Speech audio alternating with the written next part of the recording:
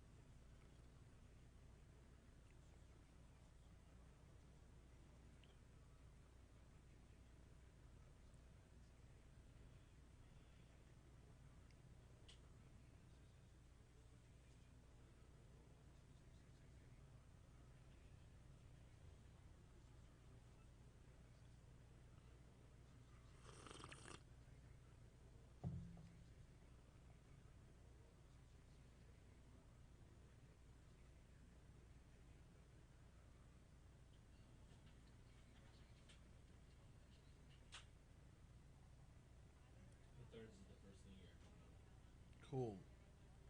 At 05? Yep.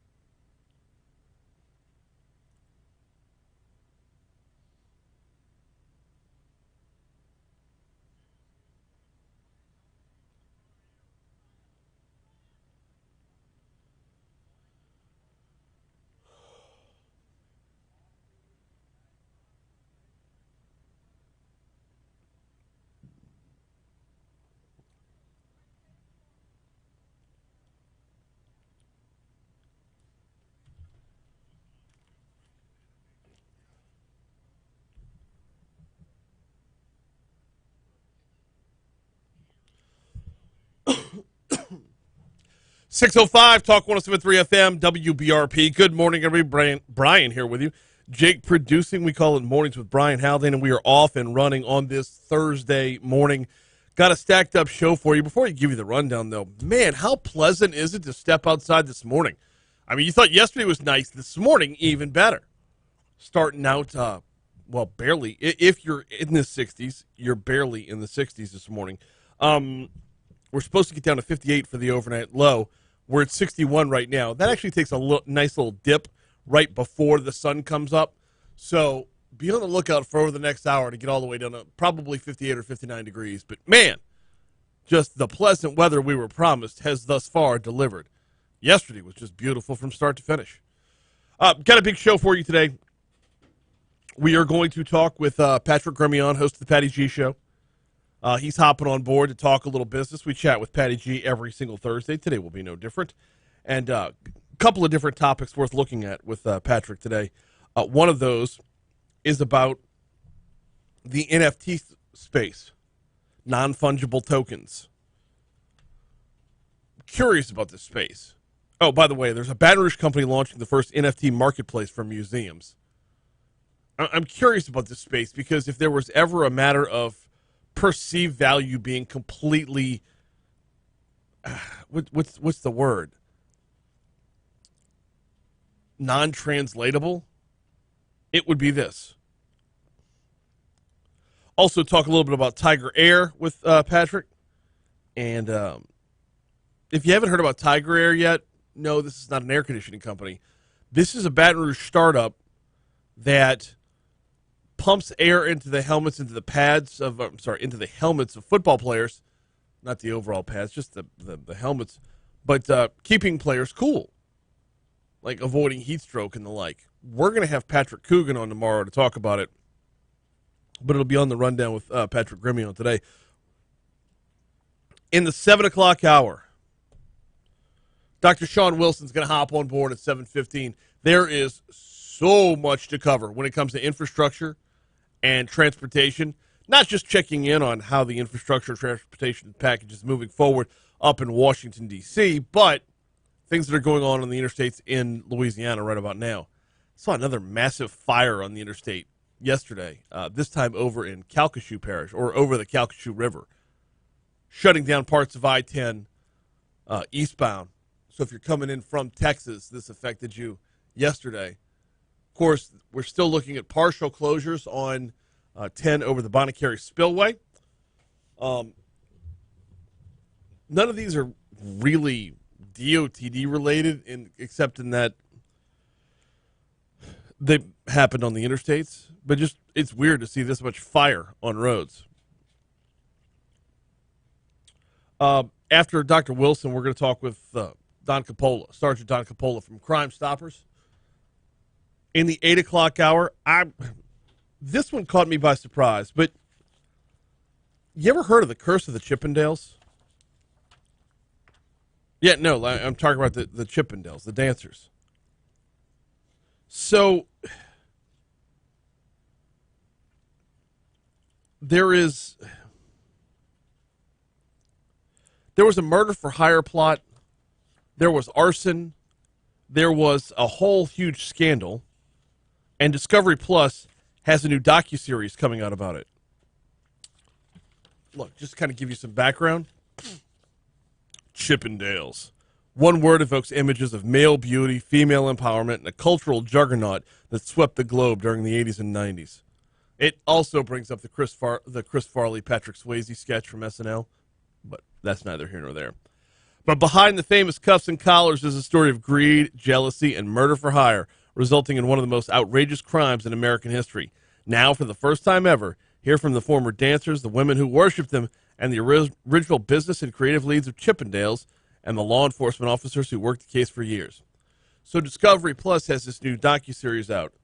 Scott Garriola was the FBI agent who busted the whole thing wide open. He's going to join us at 8:15 to talk about what to expect from that docuseries. Also this morning, we are talking with the folks from Mary Bird Perkins about they are set to revolutionize cancer treatment in Baton Rouge.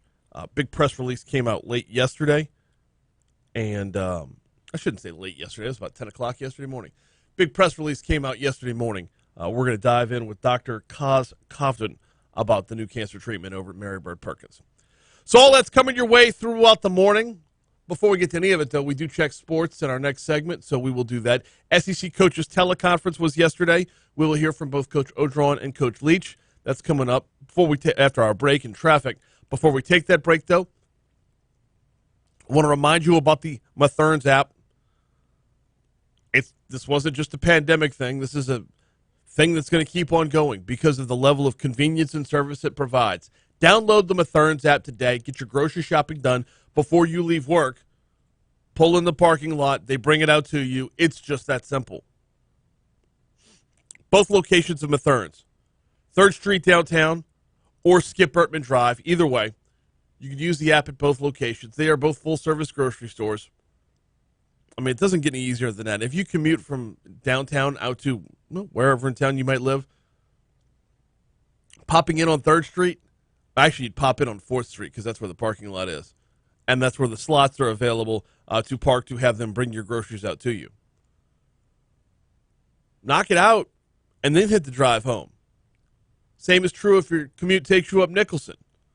Knock it out, pull in the Nicholson Gateway Shopping Center, and then continue your drive home. You don't even have to get out of the car. You don't have to worry about masking up or anything like that. It's just that convenient, just that simple. Matherns, downtown on 3rd or right across the street from Tiger Stadium on Nicholson Drive. Oh, you got Moose's folder? Okay. What does he have from Leach?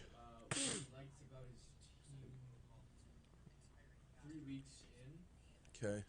Defense year 2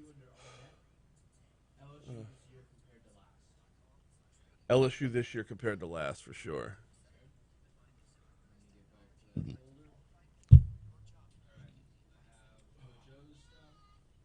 Traveling state, TDP status for Saturday on Will Rogers. Status update on Jay Ward. Is Emory ready to go if cleared? Synopsis of non-conference slate. O-line hasn't gelled like they want. State was first game film Delonte Jones watched. Open competition at LT.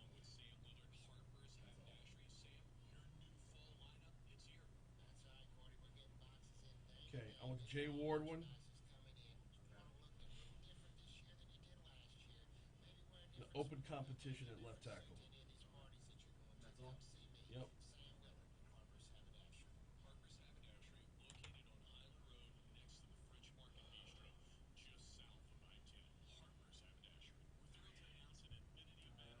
Who would be going first? You what? Which one would you want first? Leach.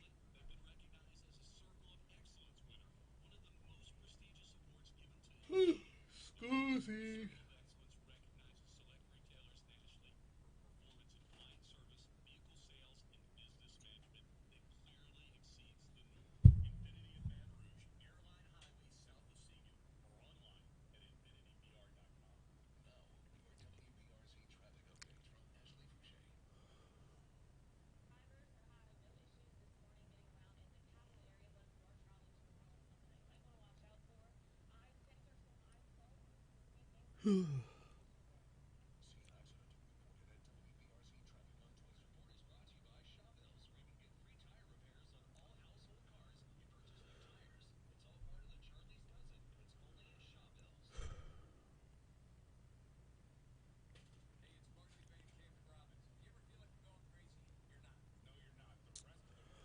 Morning, Renee. Morning, Eric. Morning, Clinton. Ran into Renee last week. Yeah. Or was it earlier this week? It was Monday.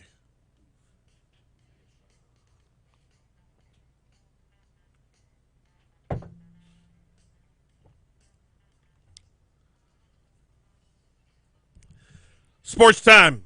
Talk 107.3 FM, WBRP, Mornings with Brian Haldane, rolling right along. We do check our sports at about this time every day. So LSU and Mississippi State are going to kick off at 11 o'clock in the morning on Thursday, which basically means pregame starts about an hour from now. No, pregame will start bright and early. on our sister station, Eagle 98.1.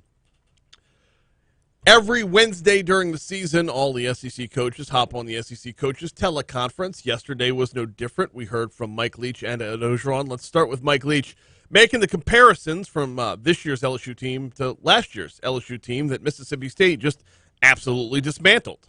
I think they look quite similar. I think, they're big and fast and explosive and, have all the everybody's heard of in the recruiting process, that were well known because their quality of play. And so, I think they look pretty good in all phases.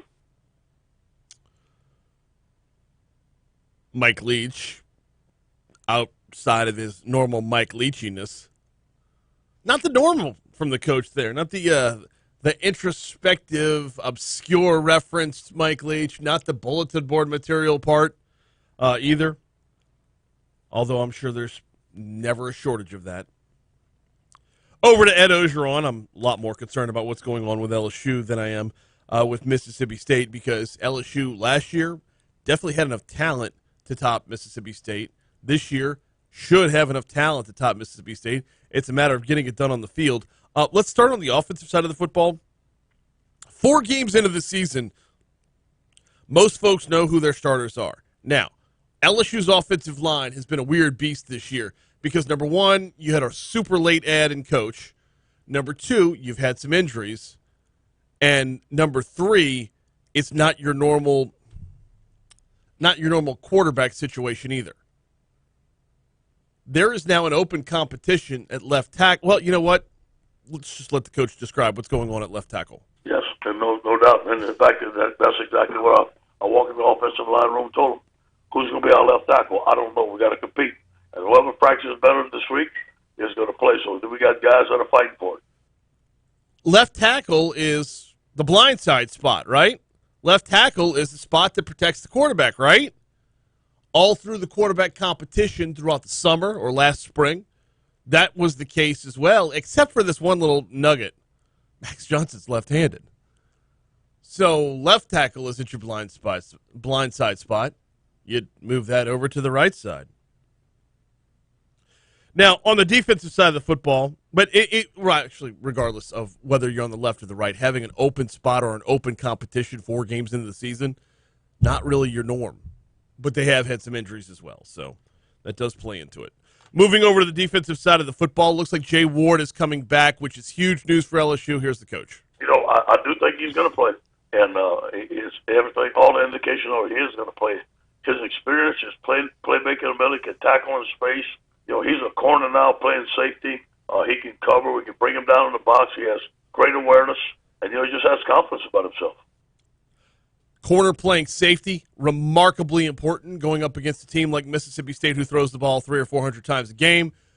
Remarkably important when you start looking at the number of crossing routes that are out there, when you look at 600 yards in a game last year.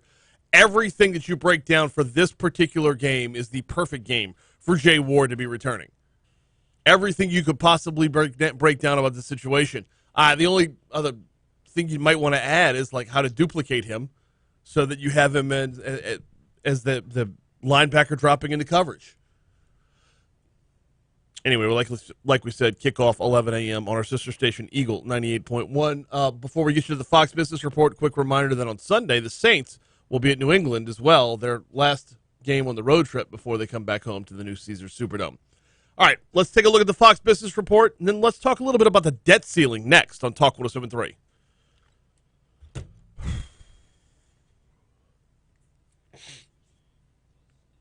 Oh.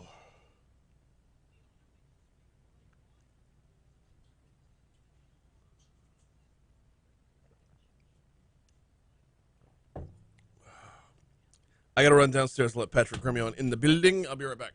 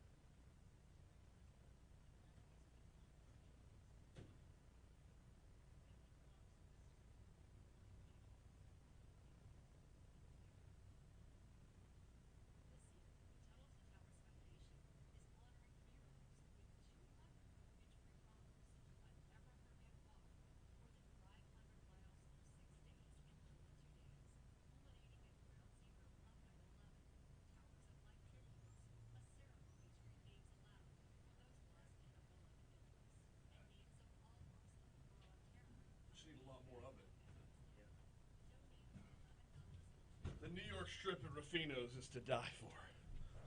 It's so good.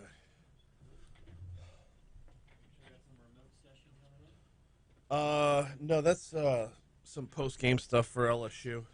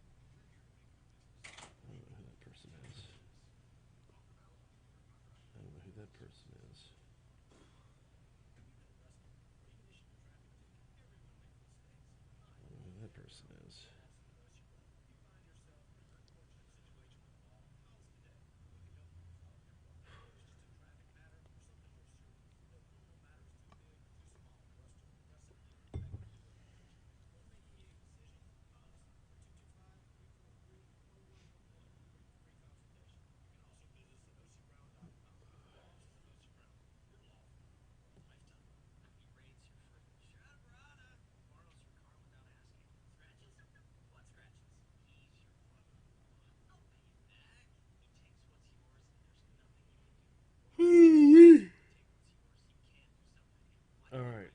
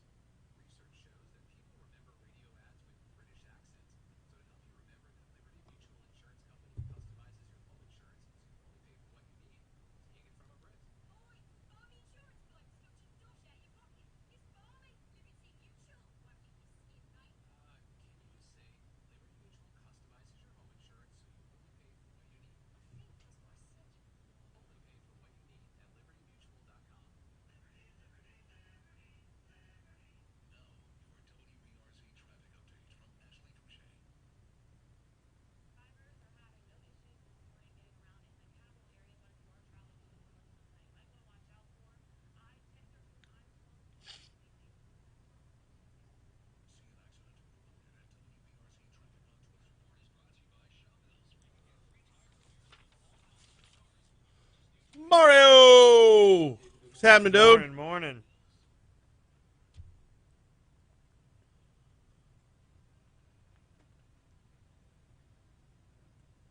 Oh, come on.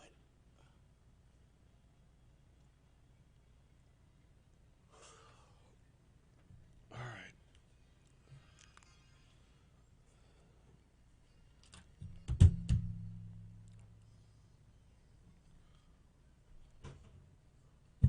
624, Talk 107.3 FM, WBRP, mornings with Brian Haldane, rolling right along. Good morning, everybody. Brian here with you.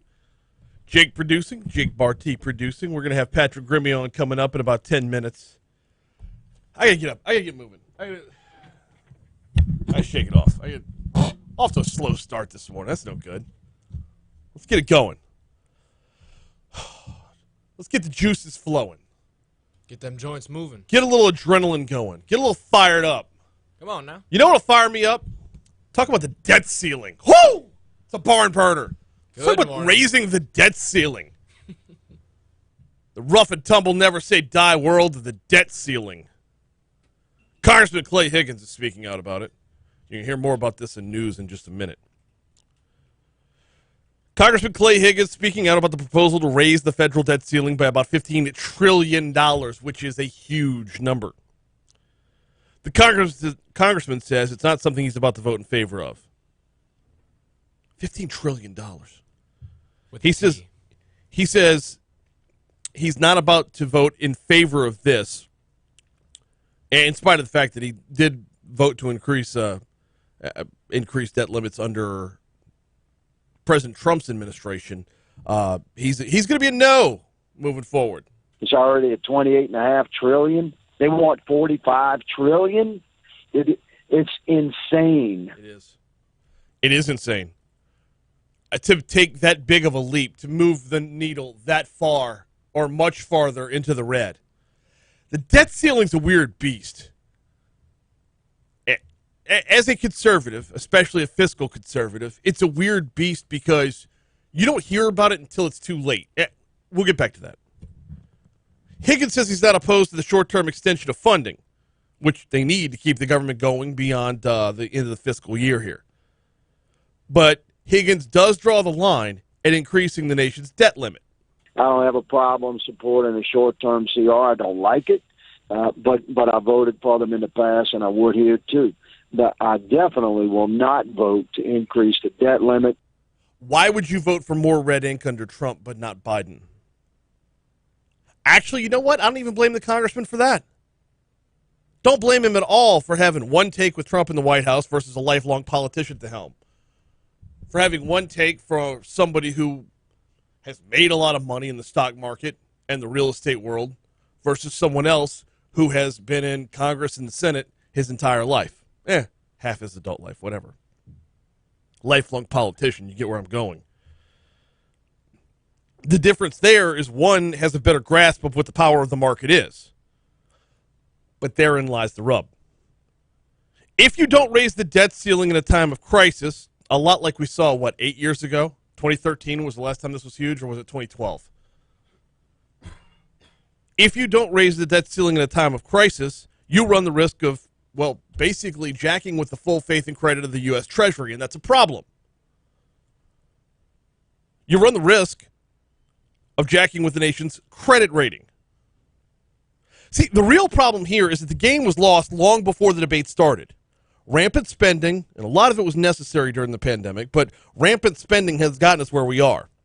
Not raising the debt ceiling would be akin to going on a shopping spree, going on another shopping spree, going on a third and or fourth shopping spree and just saying, you know what, not paying my credit card bills. We can't unspend what we've spent. So now, basically, we've got to raise the ceiling to jump on the grenade to avoid something that would be potentially catastrophic to our economy and our nation.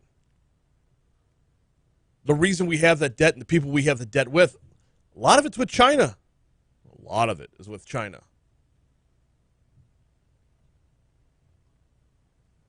The real problem here is the nickel and diming that made its way through, not just since March of last year and the beginning of the pandemic, but anytime things are good, we write checks left and right willy-nilly around this country.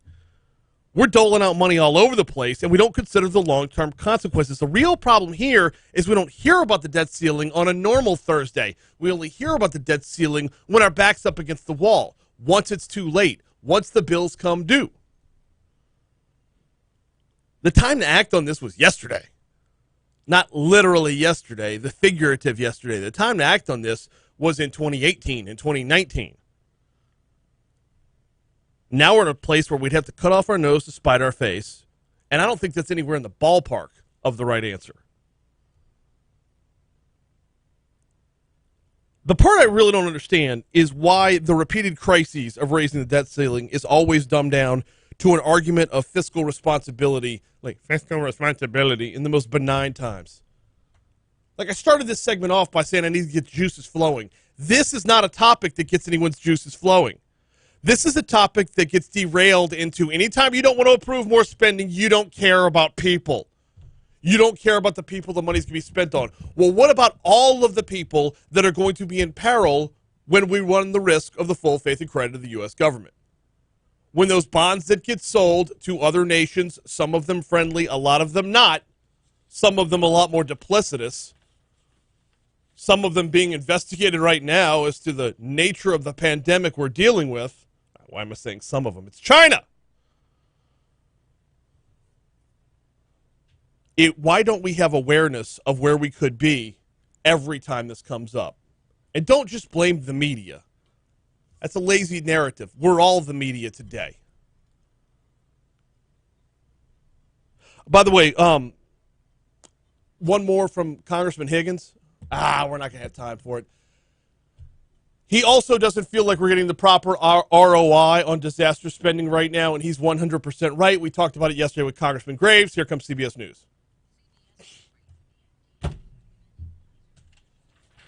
I didn't think that was a 6-minute take. Damn it. Thought that was like a 4.5-minute take. I read through it twice last night, and I had time left to spare. I don't know what I did differently this morning. No. No, we're done. cut? Thank you. No, I had another half a page to go. Shit. Thank you, though. Or were you reading it last night? Yeah. Or were you Yeah, well, that's the thing. performing it last night? The first time reading, the second time performing. I actually do rehearse some of these. Makes sense.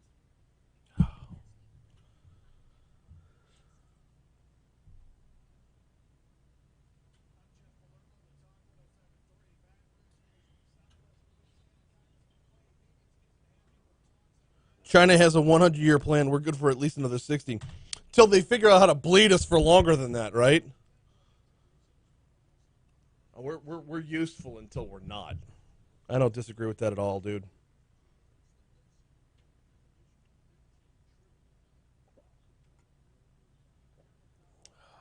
Let me hop on. Who did I miss this morning? Morning, Troy. Morning, Byron.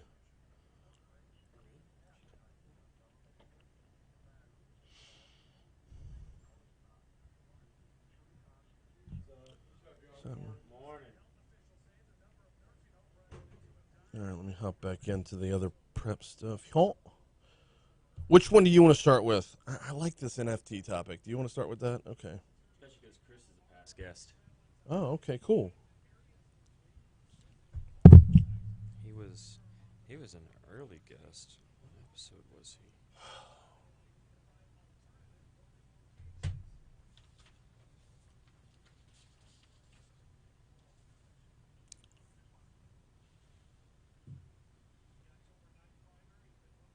Yeah, Chris was episode 40. It's a long time ago. July 8th, 2020. Okay.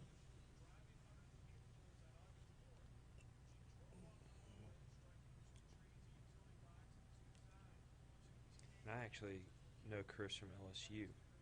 Yeah? He was the speech and debate coach while I was there. Well, he was the debate coach while I was there. After we heavily encouraged them to add a debate department. I didn't do debate in college. I did it in high school. Mm-hmm. What goes on in the afternoon that causes this? Look at this. That is so gross. That looks like chili. Right? Yeah, that's chili.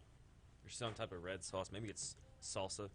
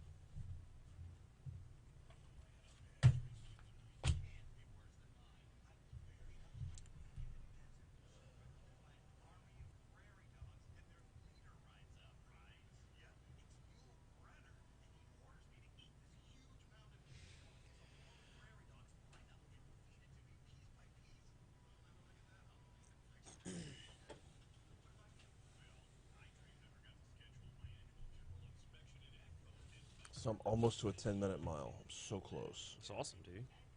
I don't have an exact number on it because I need to I need some sort of app that I need to download a like track my run app. And I know there's a million of them out there. But from my house to the gym is 2.3 miles. Yesterday on the way there, I did it in 25 minutes, which to me sounds like That's pretty good, man. yeah.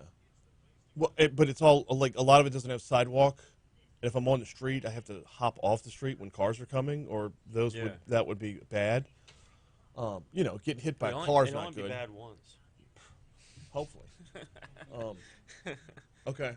Speaking of, so I when I hop off the street, like a lot of it has like drop off on the side, and I can't really run, so I have to stop and walk and wait my turn around debris piles and whatnot.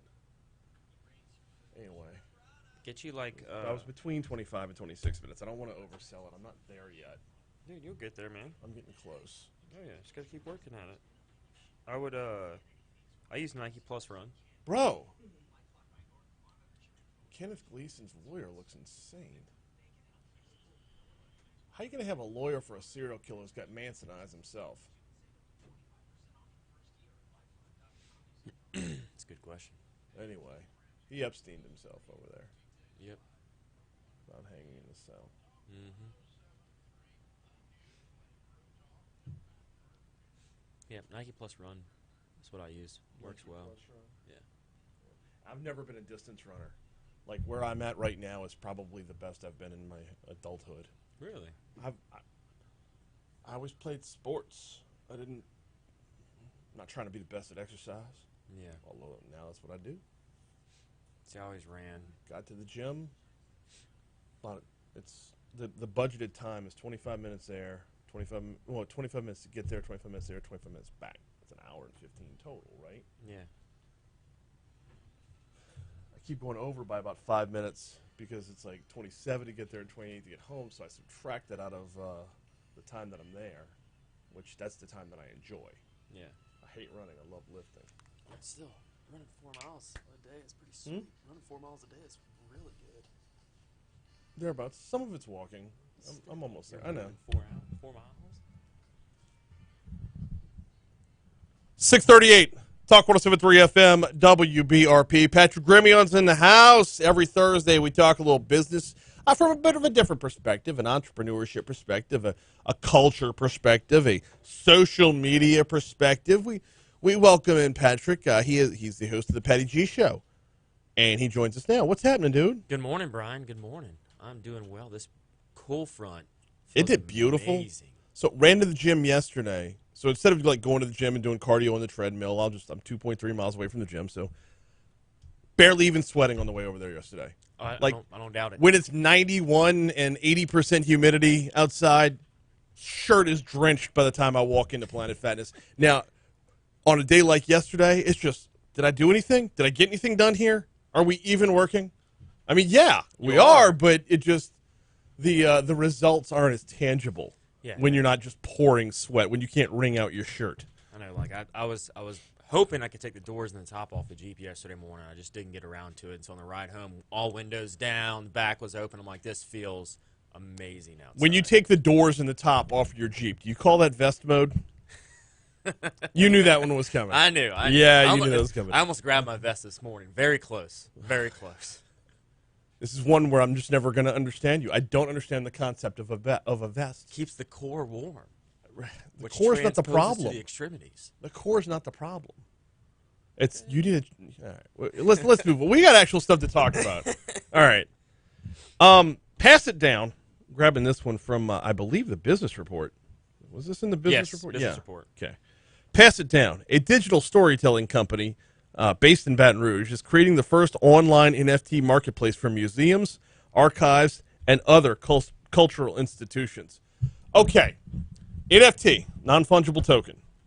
I am baffled by this. Anthony Renato, former LSU pitcher, talks about all. He's got Cards and Culture. He's on with Jay Ducote every once in a while. He's on with Matt Moscone every once in a while. I don't understand the market at all. Is this a glorified memorabilia market? Are we turning memorabilia into currency? Like, walk me through this NFT world. So NFTs, it's a non-fungible token, which means it's one of a kind digital item that can be bought, sold, and traded. It can be anything from digital artwork, video, audio clips. So in the article, it talks about Chris working with radio museums that are they're going to be selling original audio clips. And what it is that tangible ownership of it. So you own that specific clip now. Okay. Or so you own the rights to that specific clip. It's the problem here is much of this stuff that is in this world of digital, it's been replicated so many times. I don't know how you put an ownership on something that can be just copied and pasted. So it can be copy and pasted, but it's that original, authentic ownership. So you know how, like, for example, on Pawn Stars, if they bring in this historical document, It's and they- yeah, okay, but they perfect, bring it good, in, good, good. but someone says this is a fake. Right. This is a forgery. It's not the original document. Same thing with the NFTs. You can screenshot it. Oh, I own this digital artwork. Well, yeah, but you don't own the original. You own a screenshot of it. Right. It's not the original. When you get down to it, it's not the actual artwork. It's not the actual digital piece. But it's digital. It's ones and zeros. It's not it. That's the part I keep getting lost in, and you see where my confusion comes in. It's if you're looking at this as a commodity, or memorabilia is what it is, but if you're looking at this as some kind of possession of value that you would want to appreciate and value, I'm having trouble getting on board with the idea that these things are going to appreciate in the manner with which they're expected to. Now, bear in mind, I say this as a child of the 80s who grew up collecting baseball cards. And everything I collected in the 80s and 90s was supposed to appreciate over the years, and none of it did. I mean, you could still go back and find like stuff that was older than the 80s. But when you start having stuff mass-produced like it was the 80s, 90s, and early 2000s, the cards have changed again to where they're back on top of the memorabilia world again. But there was that stretch where everything was just shoved out at us. We were told, hey, it's fun. That's why I collected them, because it was fun. I memorized stats on the back of the baseball card. Could run you down lineups and batting averages and everything. But the appreciation from that era never happened. How do you put something tangible on something that's digital? You use, and I could be wrong here, but I believe they use the blockchain method for NFT, meaning it's one block that's created at one point in time, and then it's traced whenever it's bought and sold and moved around. So it stays like that. But again, I hear your point of saying it's digital, it can be copied, it can be replicated. NFTs, or non-fungible tokens, are a one-of-a-kind digital item. That from the story. They can be bought, sold, and traded online.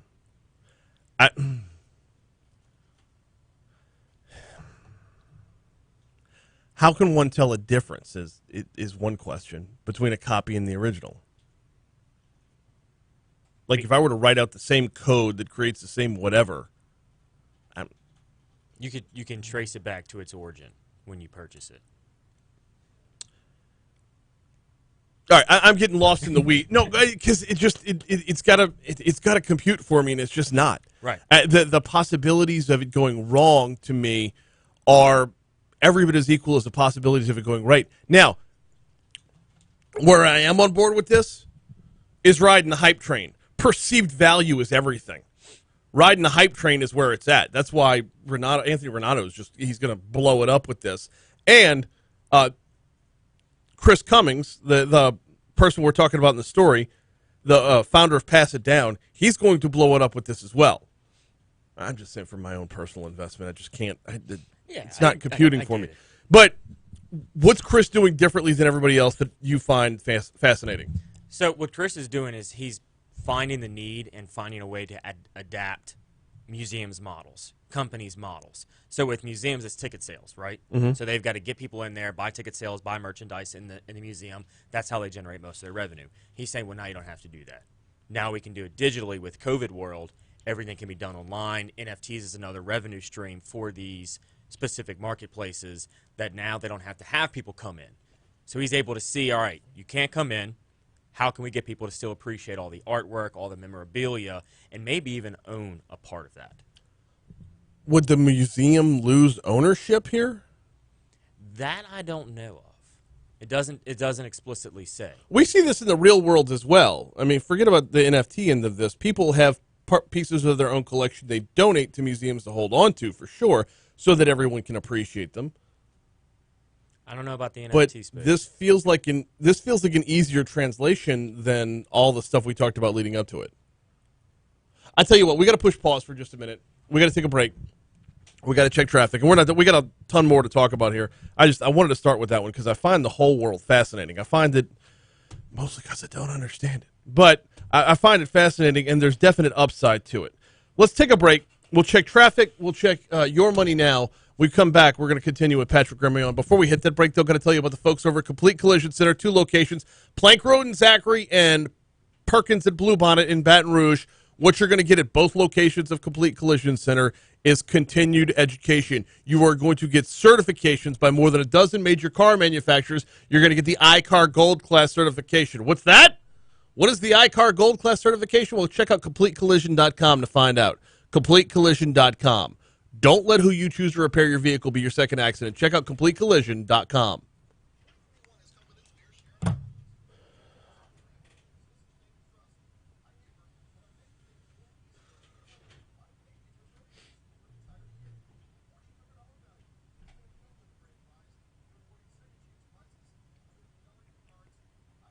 The theme of today's topics is clearly everybody's entering a new world. Yeah. That's where I figured you were going. Sorry, all I texted back last night with a thumbs up. You're a Neil Shop rat. Well, no. At that point, I was going out to dinner with my wife for our anniversary, and I was not about to pay attention to anything but her. So I don't blame you at all. yes, she puts up with enough from me. I can dial it in for the 20th anniversary. Yeah. This is amazing to me. I drive past this building every single day. It was full of squatters and had power on the whole time. What building is that? It's on Sherwood. They showed the outside a minute ago. It's not anything you'd... It's not like the 4000 building. It's on the other side of the street. I got you. There's signs out front about what goes on in there, like what businesses used to be in there.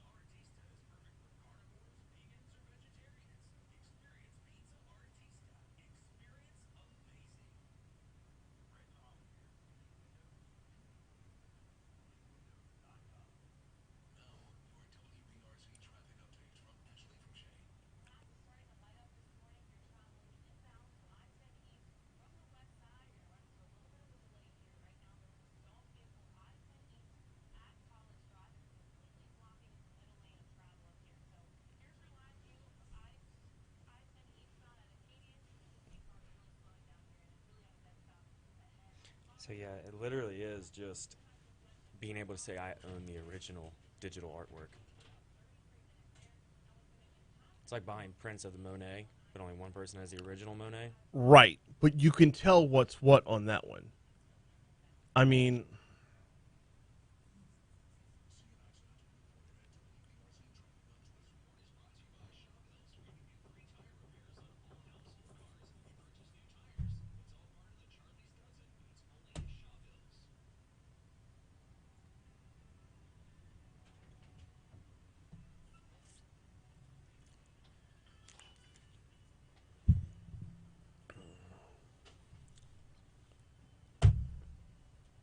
Your Money Now happens at 6:50 every morning.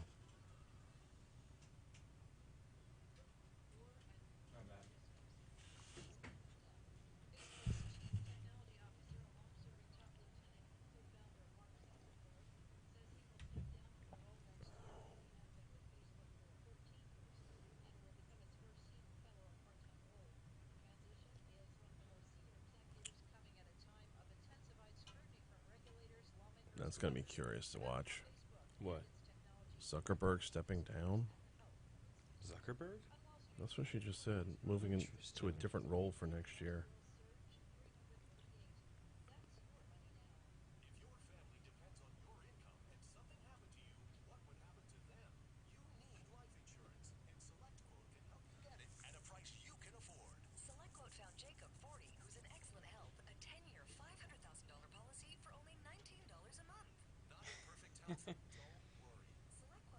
So Logan Paul just sold clips from a video you can watch on YouTube anytime you want for up to 20 grand. Right. That's what confuses me. If someone bought the Charlie Bit My Finger, like that old video, Mhm. someone bought that for like an absurd amount of money. That video's down forever. And not go to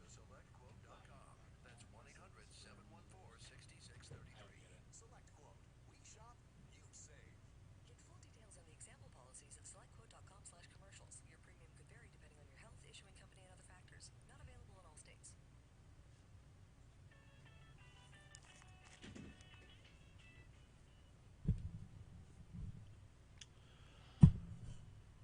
652 Talk 1073 FM WBRP mornings with Brian Haldane rolling right along. Patrick Grimion on board for another few minutes before we hand off to the CBS World News Roundup. Shifting gears from the world of NFTs to another brand new world that's opening up, and that is sports betting in Louisiana. Caesars is putting its footprint on everything. I know, right? So is DraftKings. Get ready for Barstool to get in the mix as well. A couple of other different entities. But Caesars is getting out in front quickly. Yeah, and they're doing it successfully for a lot of money. Yes. Now, that's the part I want to get to, is the amount of money being dumped into this. They own Harris down in New Orleans. They bought the naming rights to the Superdome. Last Friday, I believe it was announced that LSU has entered into a sponsorship agreement with Caesars Sportsbook. Also from the business report from last week. LSU Athletics today announced it has entered into a multi-year sponsorship agreement with Caesars Sportsbook, making it the first college in the Southeastern Conference to partner with a sports betting service. The deal is worth multiple millions of dollars, according to a person familiar with the agreement. According to the Washington Post, that person spoke to the Associated Press on Thursday in condition of anonymity because the value of the contract has not been announced. The person also said there's no plans to place a sportsbook in Tiger Stadium or other LSU game venues included in the deal, which I think is important. Because while you're going to see sports books pop up in professional stadiums to where you can leave your seat to go get yourself a hot dog and place a bet on the second half over. Like, Right. that's going to be a thing for sure, although it shouldn't have to be. You should be able to do it all from your phone. But that being said, it's going to be a thing. And we're going to see that everywhere. I don't know if it's going to make it all the way down college campuses because you're talking about entering a world where the reason it's taken this long to get where we're at on sports betting is because, well, people don't want to affect the game on the field to begin with, right? Right. So how do you manage that on this level? But let's get back to the money being flung around and the fact that this is just such a brand new world for college athletics, LSU being the first in the SEC to do this. What sort of pitfalls or traps are laid out that LSU has to step between and dodge? I mean, Brian, Other than just honestly- cashing a yeah, fat I was check. about to say, honestly, I don't really know. Yeah. You know, it's so unknown as to what they're doing and especially the value of this deal. I mean, you're talking covering multiple different sports here. You're not just saying, oh, only the LSU football team. This is multiple different venues. Caesars Sportsbook will receive several marketing and sponsorship assets from LSU, including the naming rights for the new Caesars Sportsbook Skyline Club. So there's not going to be a sports book, but will be a Sportsbook Skyline Club, right? It's just the name of the club is going to have Sportsbook in it. You won't be placing wagers in the Skyline Club. Signage throughout Tiger Stadium, additional signage in the Maravich Assembly Center, Alex Box Stadium, and an exclusive presence on the LSU Sports mobile app as well. So, yes, that's, to your point, this is much, much bigger than just a football sponsorship. I think This is an step across-the-boards athletic sponsorship. I think this is also just step one for them. Well, for Caesars? Yeah. What's step two? I think step two is finding a way to get their sports book in the stadium. Into a college stadium. Why else would you invest so much money into a university? Because you're going to be right up the road, and you're going to run shuttle buses back and forth. You could do that. I mean, physically being in the stadium. And by the way, once this opens up to mobile apps, That's what like I'm I've saying. already got the DraftKings app on my phone, Yeah, right? the next step is then mobile apps. If you're on the LSU app and you see Caesars, tap one, it brings you to the sports book, it brings you to the game that you're watching, and it brings you to different bets you can place. Right. With proper geofencing, you don't need a physical location within the building. You can handle everything via the phone. And that's what I mean by getting their presence in the stadium. Okay. Okay. I may thought not you be meant physical. like a kiosk or Like I just don't think there'll be you know kiosks. the old guy with the visor on and like the rolled up sleeves with the little armband on and yeah, give me 20 on the Gamecocks, please. Yeah, it'll be the same thing, just hidden within your iPhone or your Android. So we're not far off from that. Well, a lot of folks aren't get away with that. Exactly my point. People are already doing it, and now Caesar's just trying to find a way to capitalize on that within the LSU field. So from there, is everyone else going to follow suit, or are we going to see where Caesars has a footprint here? Let's take Penn Gaming, or let's take what's Penn Gaming does Barstool, and go elsewhere. Like, is anybody in Fayetteville yet? Boom, we'll take over Arkansas. Anybody in College Station yet? Boom, we'll take over Texas A&M. Like, are we going to see battles within markets, or is this going to be like everybody squats on their own property first?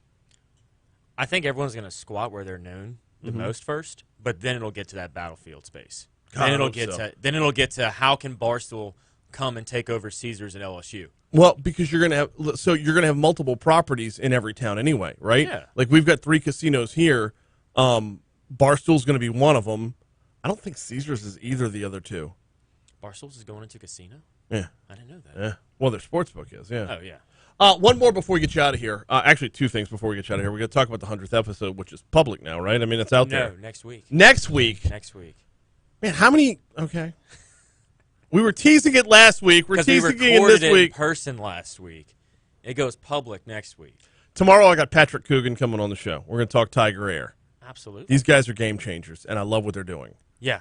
They reached. I ended up getting that probably the same email you got about the press release coming out. Yeah. And I replied to it and said, "Hey, I want to get them on the show." And they're like, "Yes." Okay. So like what they're doing, I mean, first off, pulling the attention from an investor group that invested in TikTok is huge. Right. Right out of Silicon Valley. I think the article said they were the first Louisiana business to pull money from this top 5 venture capital firm. Mm-hmm. Like that's huge.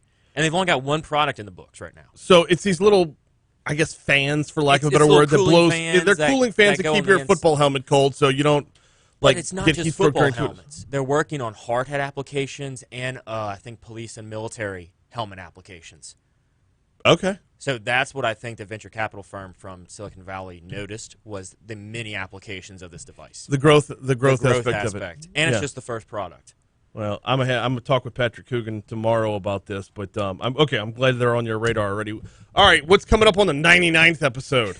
The 99th episode is Tommy Sigmund. Is a 17-year-old who has wrote a book about his experience through the foster care system and learning to overcome going from, I think it was 4 different states, 23 different homes in 17 years, and really capturing what can I do from a business perspective to grow my personal brand and also educate other kids in the system.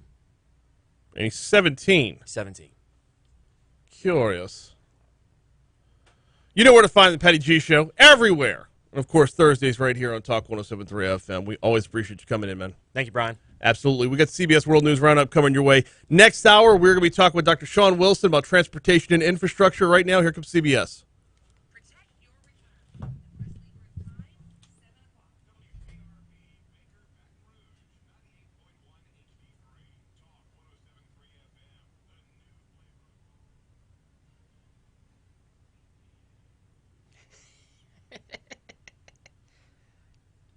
Oh, Byron.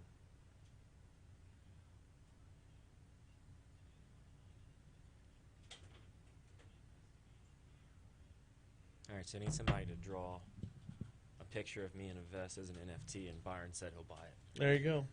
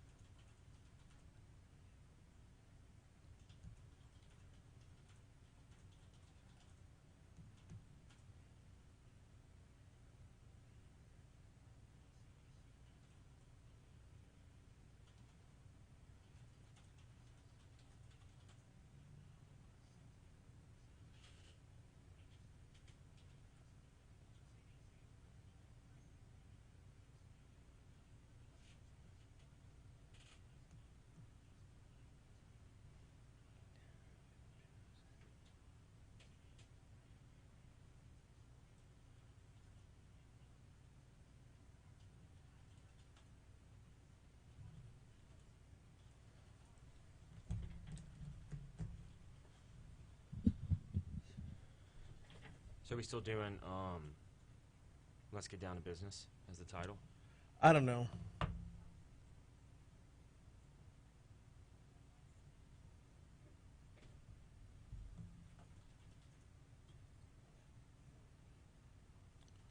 The part that I was looking for on that moved on to something else. They wanted daily mentions, not weekly. So, Who? kill the mics for a sec. It's another spot.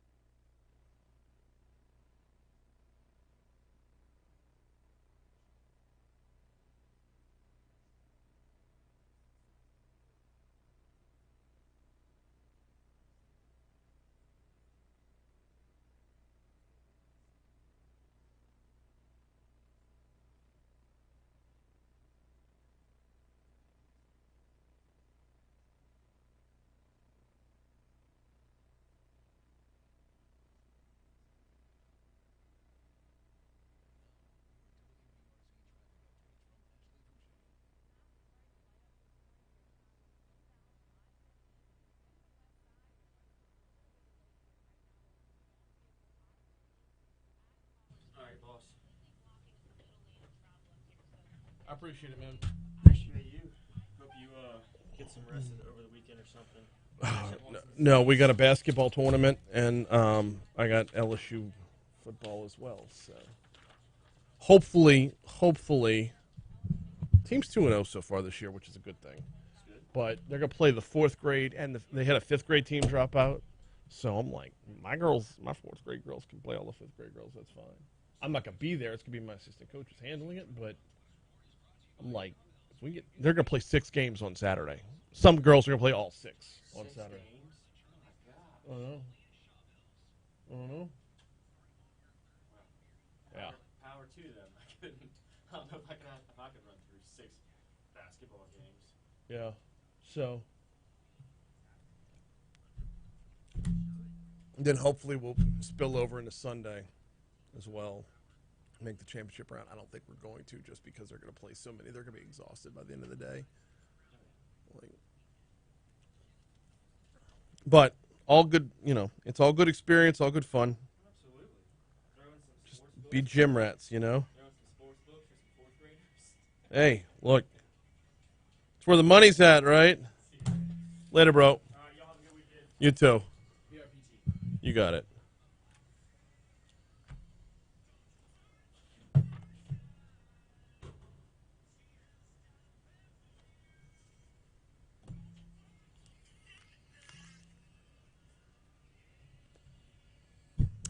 .706 Talk 107.3 FM WBRP Mornings with Brian Haldane, rolling right along. Brian here with you, Jake producing. Thanks again to Patrick Grimion for stopping in the first hour. In this hour, What would you do with $6 billion? Well,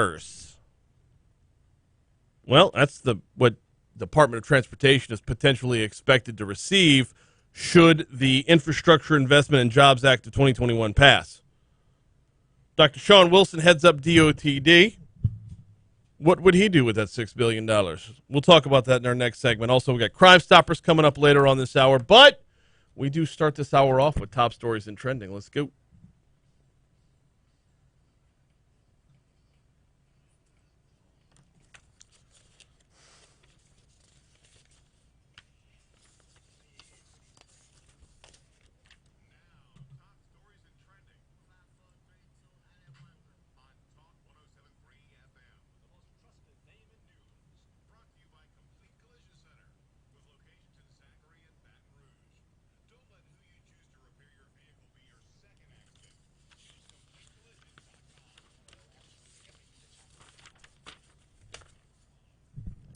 Police removed more than a dozen homeless occupants from a vacant building along South Sherwood, just south of I-12.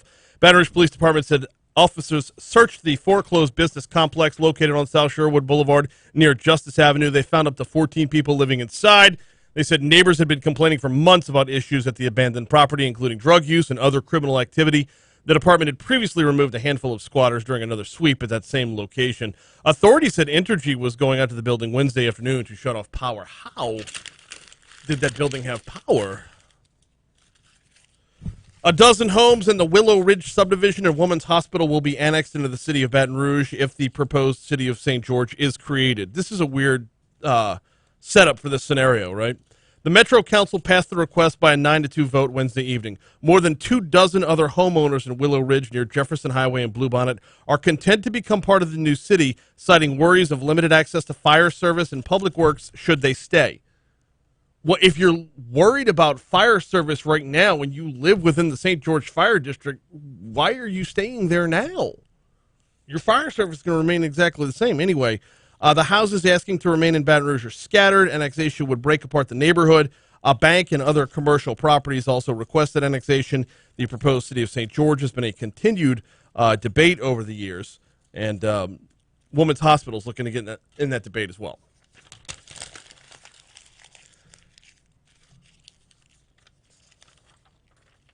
Louisiana reported another pediatric death linked to the coronavirus yesterday. This is the 16th since the onset of the pandemic last year. The latest death was a child between the ages of 12 and 17, according to the Louisiana Department of Health. This marks the 7th death of a juvenile since during the state's 4th COVID surge, which began over the summer. Quote, just 5 days ago, our hearts were heavy as we mourned the 6th child lost their life to COVID-19 in the surge.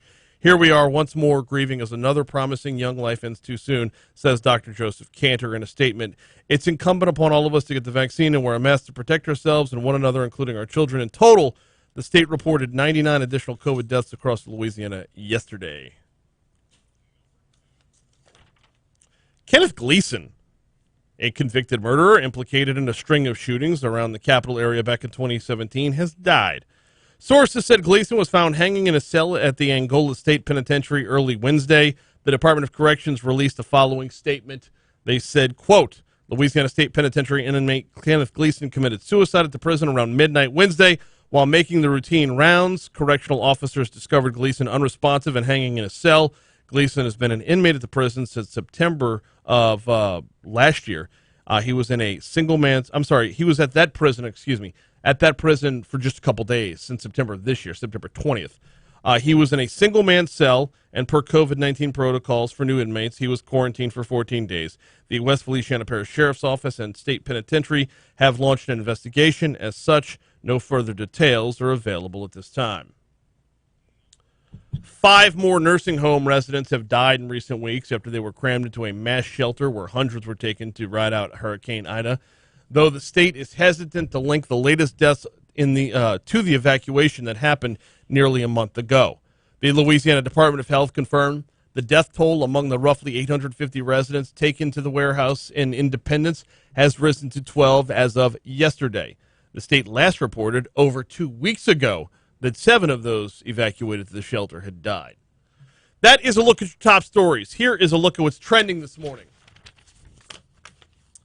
Russell Honore got into a wreck. He's fine. According to WWL-TV, retired Lieutenant General Russell Honore, who lives right here in our area, said via Twitter yesterday his vehicle was involved in a dangerous collision on Monday. The wreck occurred on I-10 near Laplace. Honore shared photos in the aftermath on social media, saying the Land Cruiser he was in at the time saved his life. Based on the posted images, that Land Cruiser appeared to be totaled. Honore is reportedly uninjured after the incident. So,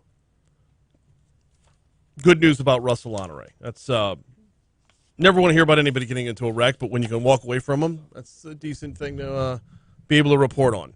That's a look at your top stories and trending. We're going to take a quick break here. When we come back from that break, it's time to talk with Dr. Shawn Wilson. He heads up DOTD in the state of Louisiana. He might have an influx of money for a number of projects that we've all been waiting patiently on. Very, very patiently on. Dr. Shawn Wilson joins us next.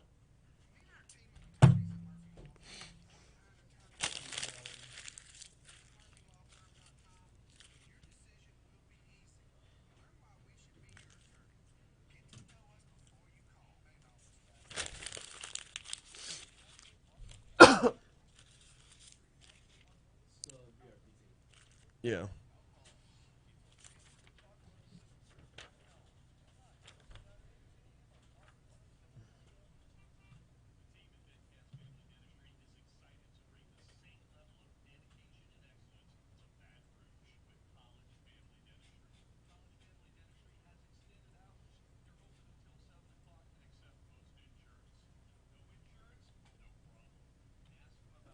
Choo-choo.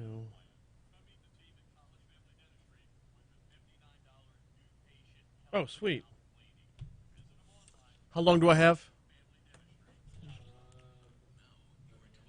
Okay. Okay.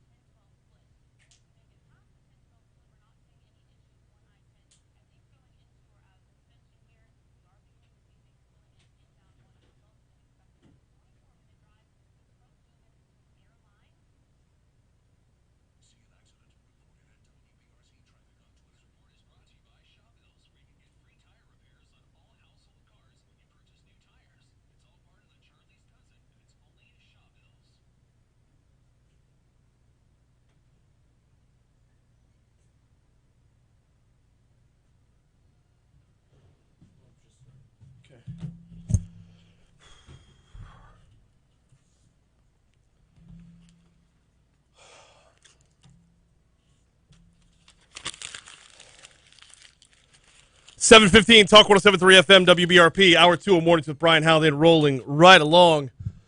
All right.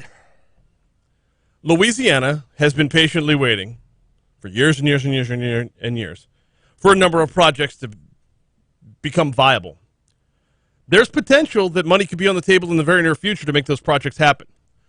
Joining us now to talk about that is Dr. Shawn Wilson. He heads up DOTD in Louisiana, and he joins us once again. Dr. Wilson, good morning. Good morning, Brian. Good morning to you listeners. Let's start off with this. $6 billion is on the table for us. What's the likelihood that we actually see it? Well, the likelihood that we see it is really directly contingent upon Congress voting for it and passing it. And as you know, there's some tension in Congress on just about every bill that they pass. Always. Or not pass. And so the way this bill is structured, the $6 billion that we expect to receive if and when this bill passes includes about $4.8 billion that we currently get, and then what we call the plus-up. That $6 billion will be guaranteed to Louisiana over the next 5 years. So that is the most significant thing that people need to understand. If it doesn't pass, it doesn't come, guaranteed. If it passes, the $6 billion comes, no questions asked. And then in that bill is hundreds of billions of other dollars that we can compete for. And as you know, Brian, We've been very successful since 2016. We've received 5 grants. A year or so ago, we were the largest grant in the entire country. So we have tremendous needs. We have the capacity to compete nationally for these dollars. And if this bill passes, we have an opportunity to compete for more than the $6 billion. And if it doesn't pass, we have nothing to compete for.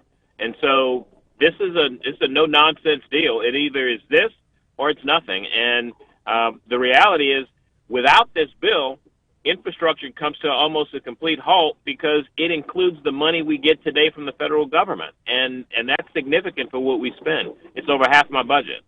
Okay, so clearly you are going to be very impassioned about this because this is what we've been promised for some time now. And anytime I look out the window and see the Mississippi River Bridge, knowing how badly we need another one, anytime you read a story about the state of our roads throughout the state, it gets to be very contentious. And there's a lot riding on this for us for our roads. Now, how does it work to where?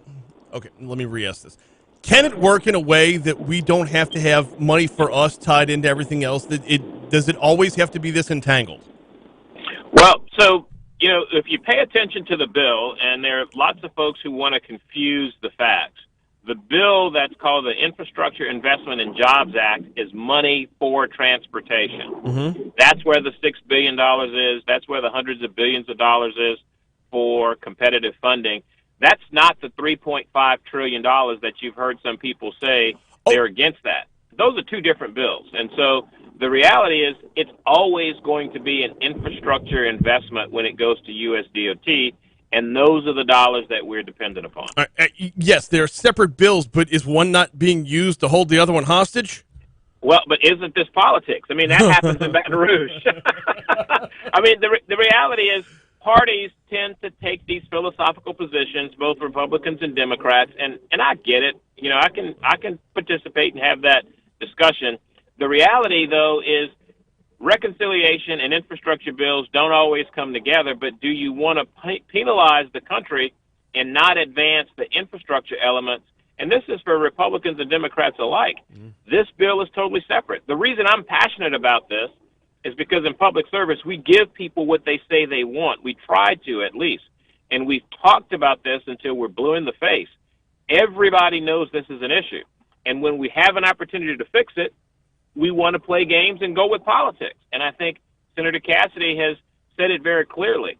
This is about infrastructure. It's about meeting a need of the citizens of the state and of the country, and not necessarily just succumbing to the politics. And there's always going to be a trade-off. There's always going to be a trade-off in government and in politics, and no different than when we've used reconciliation for bills historically, as regardless of who's in charge. And so we can't be so philosophically stuck somewhere that we stop progress for everyone else. Well said. I couldn't agree more. And yes, Senator Cassie's been very active on this one from the front end. He was part of the drafting of the legislation and working out how to get this number to. Well, he wanted it under $1 trillion. He came pretty close, but that's the nature of compromise. Now that being said, the governor's in Washington D.C. right now, actively seeking help from hurricane relief, not just Hurricane Ida, but those from last year. Are you able to get word back and forth with any of the governor's people as to whether or not lobbying for this can factor into his trip? Well, he's always been supportive about infrastructure, and I had a call with him yesterday, and I spoke to him the day before. So he is actively engaged.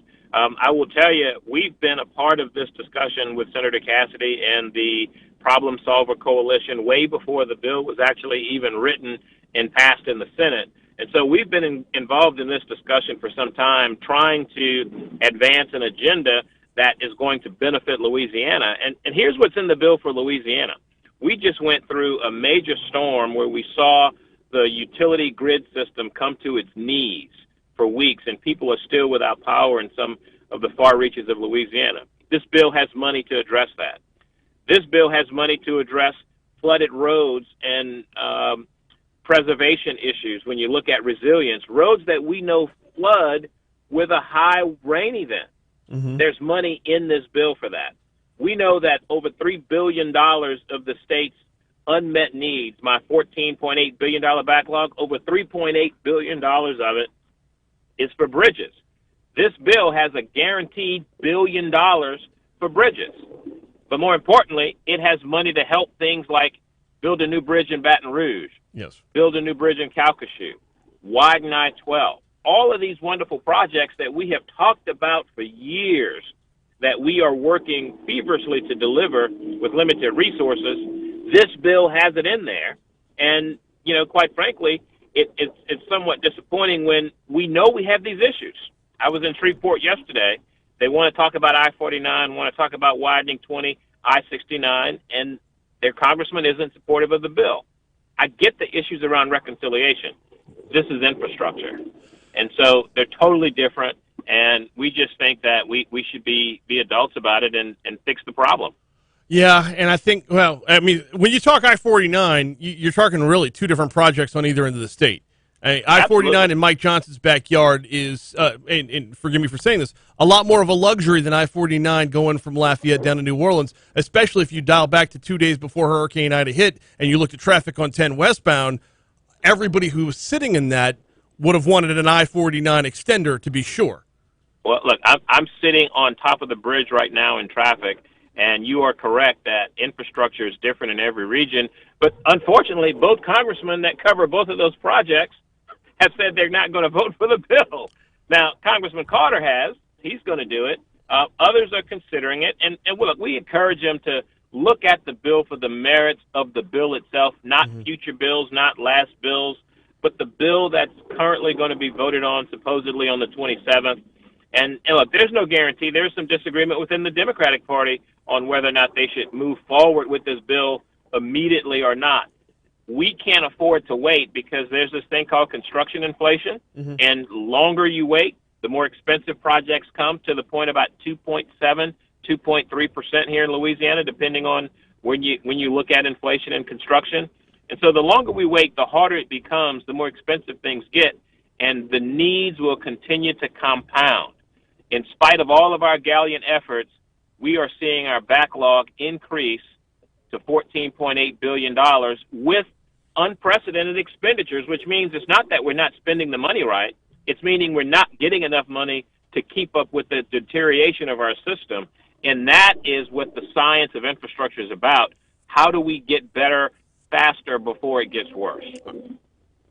Let's walk through best case scenario, worst case scenario. And Dr. Shawn Wilson's our guest. He heads up DOTD in Louisiana. Let's walk through best case, worst case. Okay, let's say the bill passes.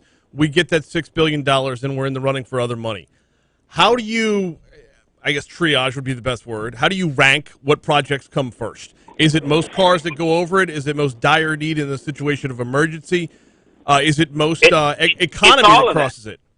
It's all of that, because in these bills, they come with programmatic guidances that tell us, here's where you can spend this much money. Here's where you can spend that much money. Our highway priority program has already identified projects in those categories, with exception of electric vehicles and resilience and climate change. And so we can now go back and find those roads that repeatedly flood.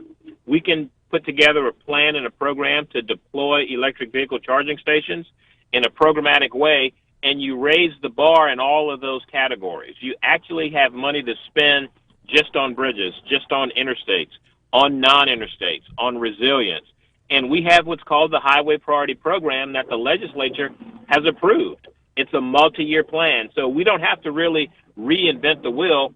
And if you remember, Brian, I said $4.8 billion of those $6 billion are the dollars we use today that are expiring at the end of September. Yeah.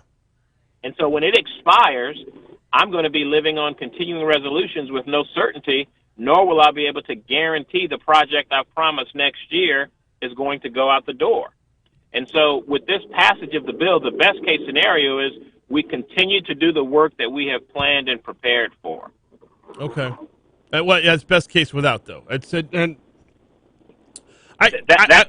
best case with the bill. Without the bill.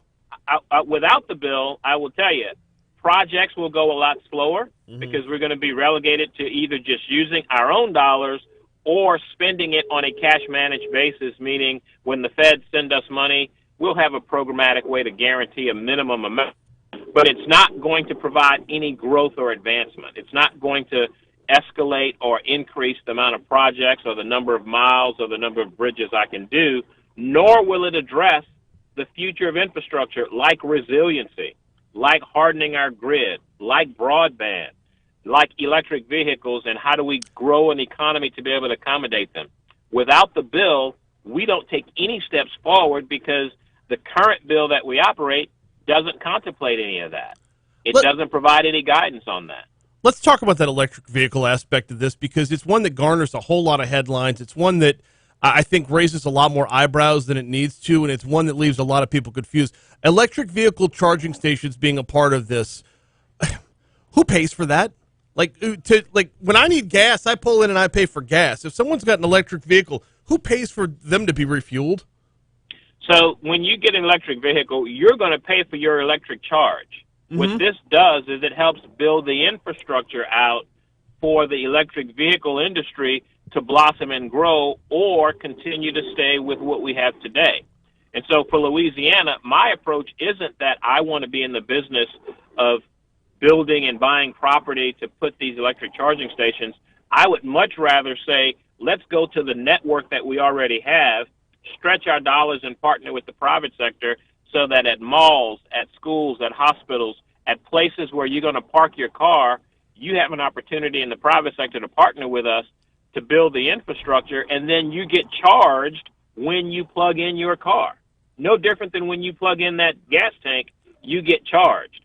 And so what we're talking about is building an infrastructure that guarantees those folks in the rural parts of the country and the parts of Louisiana, those parts downtown, those folks at universities, that we have a statewide approach. Because if you think about the merits of electric charging, if you have a 3-hour charge, you can't drive to Shreveport. We want to help make sure that if you make the investment in an electric vehicle, because it's good for the environment, it's good for the economy, it's the wave of the future, so we want to be prepared and not left out. Right. You can have some certainty when you go from New Orleans to Shreveport that there's a public place that you can pull in, swipe your card, and get an electric charge to get you to your next destination. We need to set up a whole segment just to talk about the electric vehicles, because you're talking about a percentage of the population on the road right now that I want to say it's under 5% of vehicles are electric. So investing in the way of the future, correct. when I can't drive to Shreveport on half a tank of gas, but I'm also not relying on the built-in infrastructure to get me gas either. I hop off and go to a Circle K or a racetrack or whatever.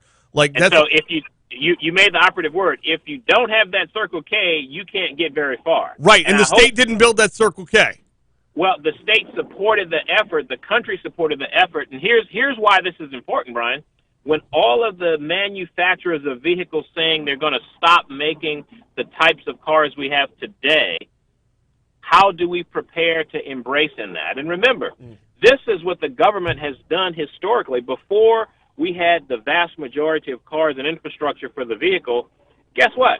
We had horses and buggies, and we provided roads. And then we helped build the network that the Model Ford used, because with the first couple of Fords, there wasn't a gas station in every part of the country.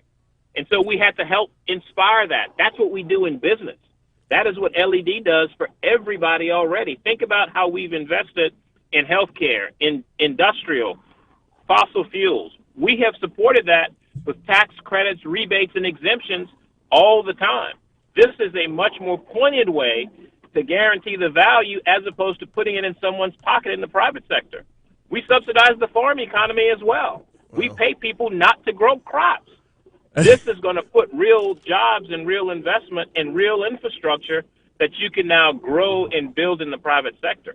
That's what government should be doing. That's where we're going to pause it for today, though. Yeah, we're going to dive in deeper on this one at some point in the future. Dr. Shawn Wilson, I always appreciate the time, sir. Thank you. Thank you, Brian. Appreciate Absolutely. you. Good morning. Yep. Yes, good morning to you. 731 CBS News. Oh, there's so much on the table. Yeah.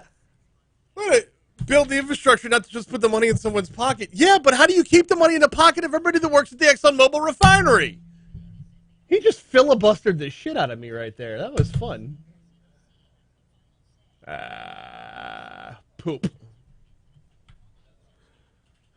I'm texting Rodney right now. Yeah, come on in.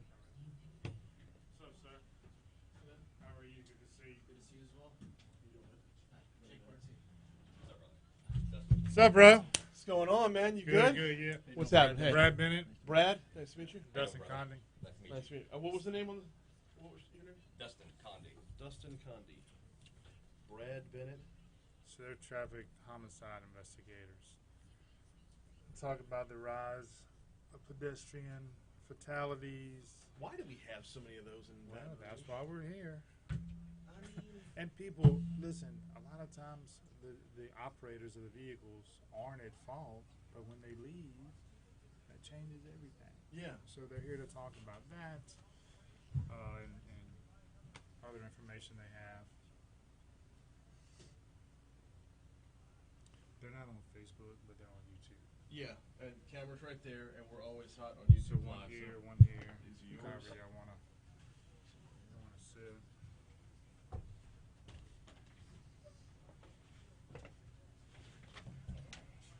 Wait on slide out. See, if it was Dan, we could pull it back. Yeah.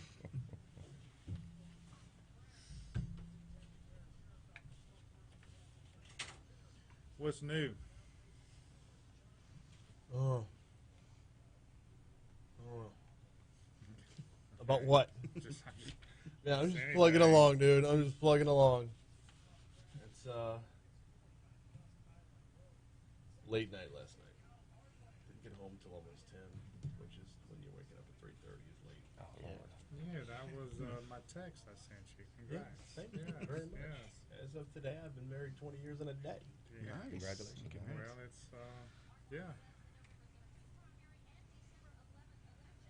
Yeah, we ended up going to Rufino's. Nice. Yeah. It's always good. I love Rufino's. It's always a good meal. It's always a great The atmosphere. The atmosphere. service is beyond compare. Nothing wrong with that. Man, what a sad story, huh? Oh, this. Yeah. I'm curious though. This happens pretty often. How does the media pick and choose which ones they want to blow up like this? Oh, prettiest pictures, obviously. I don't know. Yeah. Look, yeah, I don't know. There is a belief that attractive young women get moved to the forefront. Yeah. Because, like, if that were Danny DeVito looking instead, would you tune in as much? So I think the answer to how does the media decide who they're going to put in front of everybody? Whoever they think people are going to pay attention to. Yeah. Well, they were calling it on Newsmax with missing white girl syndrome. Yeah, well, see, that enters race into the equation. I don't think that's fair either. But No. There's a lot of look at the cross country logistics of it too, though. I mean, she lost in Wyoming, found in Wyoming. The boyfriend is somewhere in a swamp in Florida, Right. Potentially. If he's not in Costa Rica. But say you think the parents have something to do with helping them? They almost have to. Right. I'm honestly not as dialed in on the whole thing as I should be. Because I pay attention to a lot more local stuff than Right. international stuff. But yeah, there's everything spelling out to where he's the bad guy. Right. Yeah, what happens if Especially they keep the looking in swamp and longer- they find the half of him longer inside an he's- alligator somewhere? You know? Yeah. The longer he doesn't surface or come forward, then I gotta think he's gonna off himself before he goes to jail for this. Same. If you didn't have anything to do with it, why wouldn't you just come forward immediately? exactly. And They haven't called. Have they? they found her. Called? No, I don't know that. Yeah, they haven't found Crimestoppers, him. yes. Cause of death? Have they done that yet? No, they're doing No, it now. they're They said it was a still waiting. homicide. So Well, yeah, but I didn't know if it was This like could be stabbing. They said a couple of weeks before they found the finding. yeah. Have y'all heard this Crimestoppers intro? Mm-mm.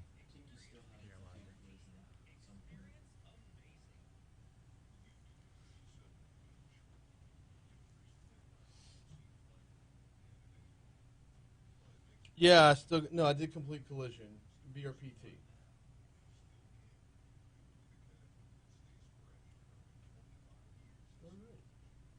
And please understand, we've never done this before, and we were told about this 3:00 p.m. yesterday. So Hey, that's funny. I thought it ended at 8 a.m. that doesn't surprise me at all. Well, I'm going to start with, Super easy. does this happen here more than other places? y'all have comps to other comparables to other cities? I didn't do any comparable to cities. No I know worries. we're always in the top 5 in the nation per capita. There you go. I know looking to exceed Causes. Then we'll get into the investigation end of it. Okay. Just, how do y'all find is evidence left behind at the scene? How do you match that up to find the hit and run people?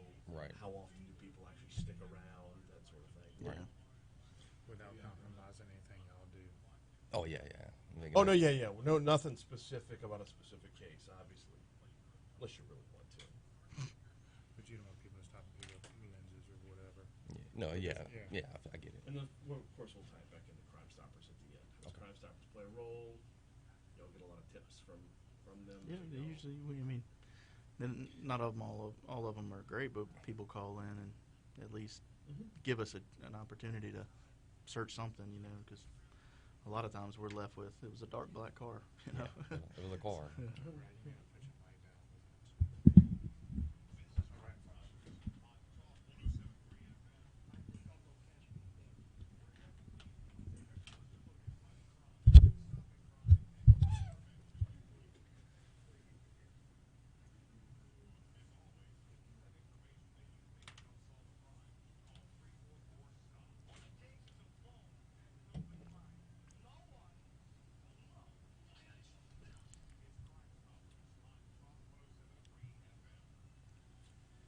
Yes, it is time for Crime Stoppers, and we're talking traffic homicide today. We are talking about pedestrians being hit by vehicles, and we are welcoming in 2 investigators from the Traffic Homicide Division, Brad Bennett and Dustin Conti. Gentlemen, good morning. Welcome. Good morning. Thank you for having Glad me. to have you all on today. This is a topic that seems to come up a lot more frequently than we would like, for sure, but a lot more frequently than anyone would think. How frequently does this happen in Baton Rouge where pedestrians are hit by vehicles? More and often killed? than more often than most cities.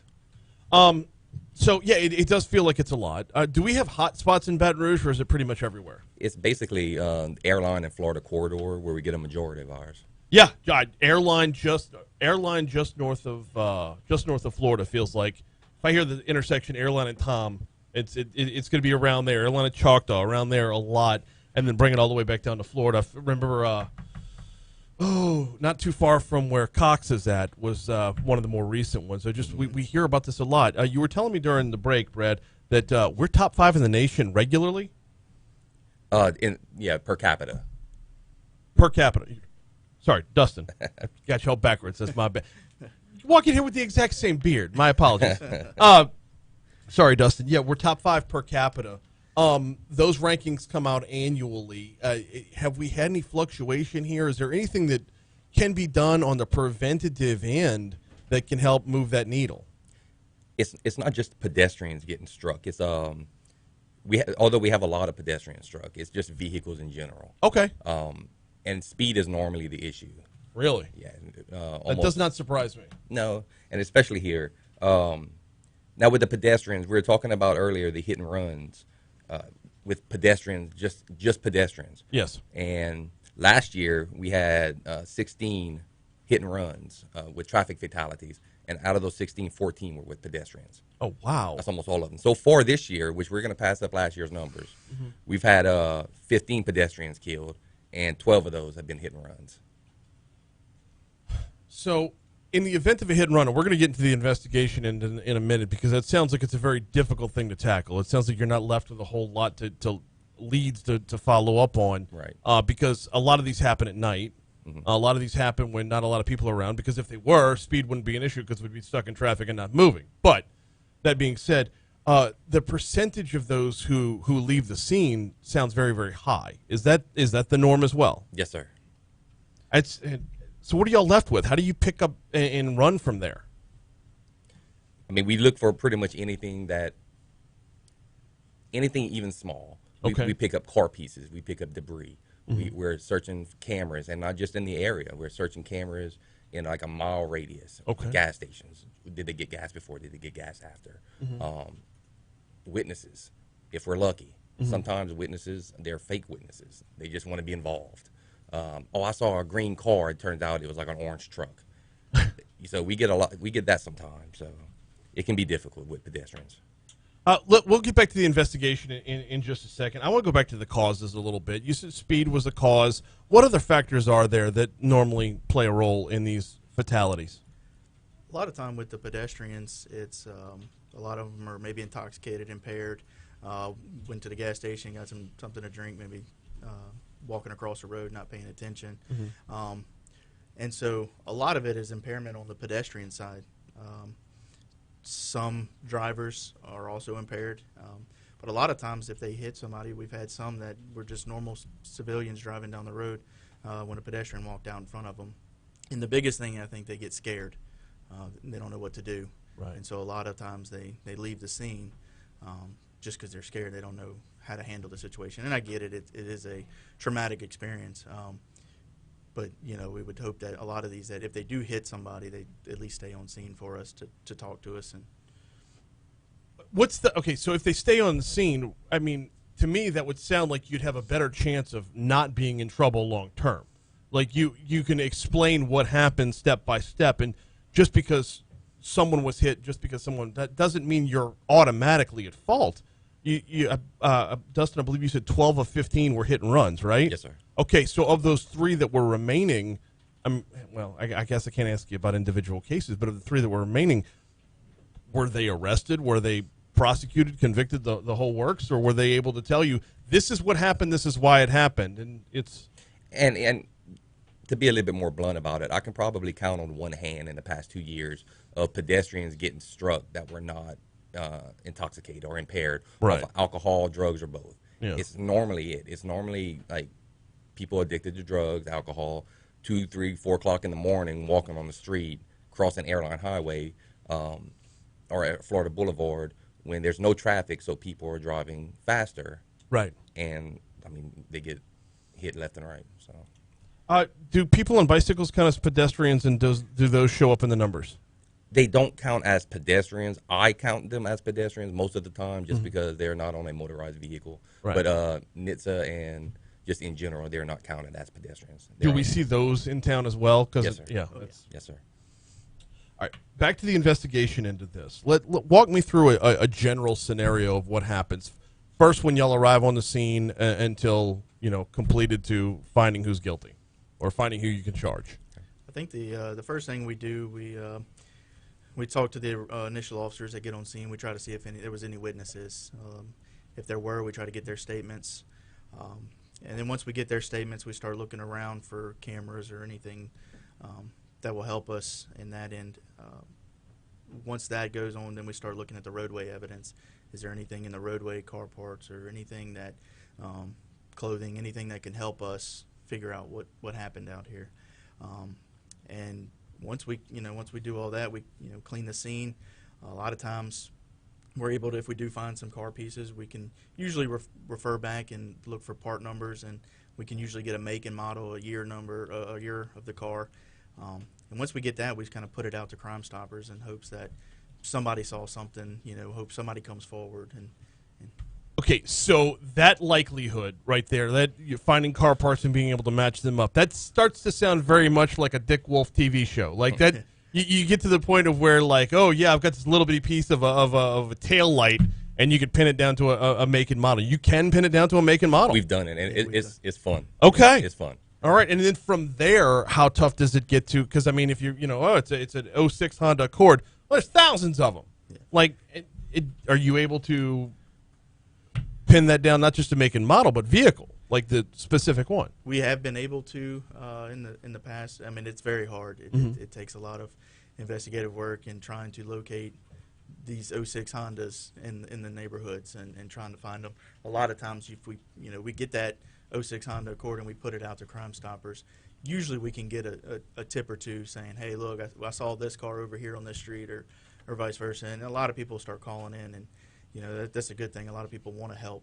And if given a little bit of guidance, given a little bit of, like, this is where we're looking for, as opposed to, like you were saying earlier, someone can call in with a tip that has nothing to do with anything, like it was an orange car when it was a green truck. Right. But if they're told this is more specific of what you're looking for, that can trigger the recall. Right. That brings us around to Crimestoppers. What's Crimestoppers' role in all this? Well, they play a big part in getting the information out to the public. we collect all the information that we need, that we have, and we send them an email and we say, hey, put this out to everybody, and we sit back and wait in hopes that somebody calls in and gives us the right tip. From a city's perspective, are we doing everything we can to be preventative about this? I mean, you can only handhold so much, but from a prevention aspect of it, is there anything left on the table that we're not doing right now that we should be doing? We've had long discussions about this with the pedestrians. When it comes to pedestrian fatalities, we are the leaders. Yeah. I mean, like I said, it's left and right. We've talked about pedestrian bridges. We talked about more frequent crosswalks. And my personal, honest opinion, and just mine, it won't matter. The people, for the most part, that are getting struck won't care about pedestrian bridges, won't care about crosswalks. They don't care about any of that. They're just going to walk along the highway, cross when they want to. It's a drug issue, in my opinion. It's a drug or an addiction issue. Well, I mean, is that an opinion or is that backed up by numbers? I mean, we were talking about causes a minute ago, and it seems that can be backed up pretty strongly. How many have you had, Brad, that were not impaired? Very few. Very few. Yeah. I mean, most of the ones that we do pedestrian-wise, they are intoxicated, impaired some way, shape, or form. But a lot of people, wherever they're going, they find the quickest route across the road. Right. And if they're impaired, they're not thinking about, there's a car coming. They're just walking. They know they got to get over here, and that's the way they go. And they take the shortest route, and they don't do it at intersections. They do it in the middle of the roads, and usually sometimes they'll do it between traffic lights for the road. So it's a little bit darker, and so somebody driving down the road doesn't see them as well if they would do it at an intersection where it's more lit up. Got about a minute and a half left, and I want to ask this question from a prevention standpoint.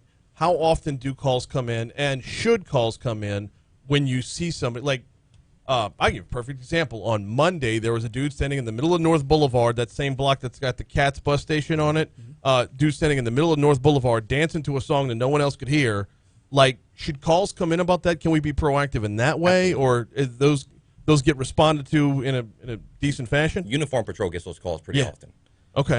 And they get out there and they clear it. But, again, somebody dancing to a song that's not being played, right? He'll get out the roadway, and then the police will leave, and then he'll go to Florida Boulevard and start dancing. And do the exact same thing. So. Yeah. So I don't – therein lies the cycle, and therein lies the numbers that land us in the top 5 every single year.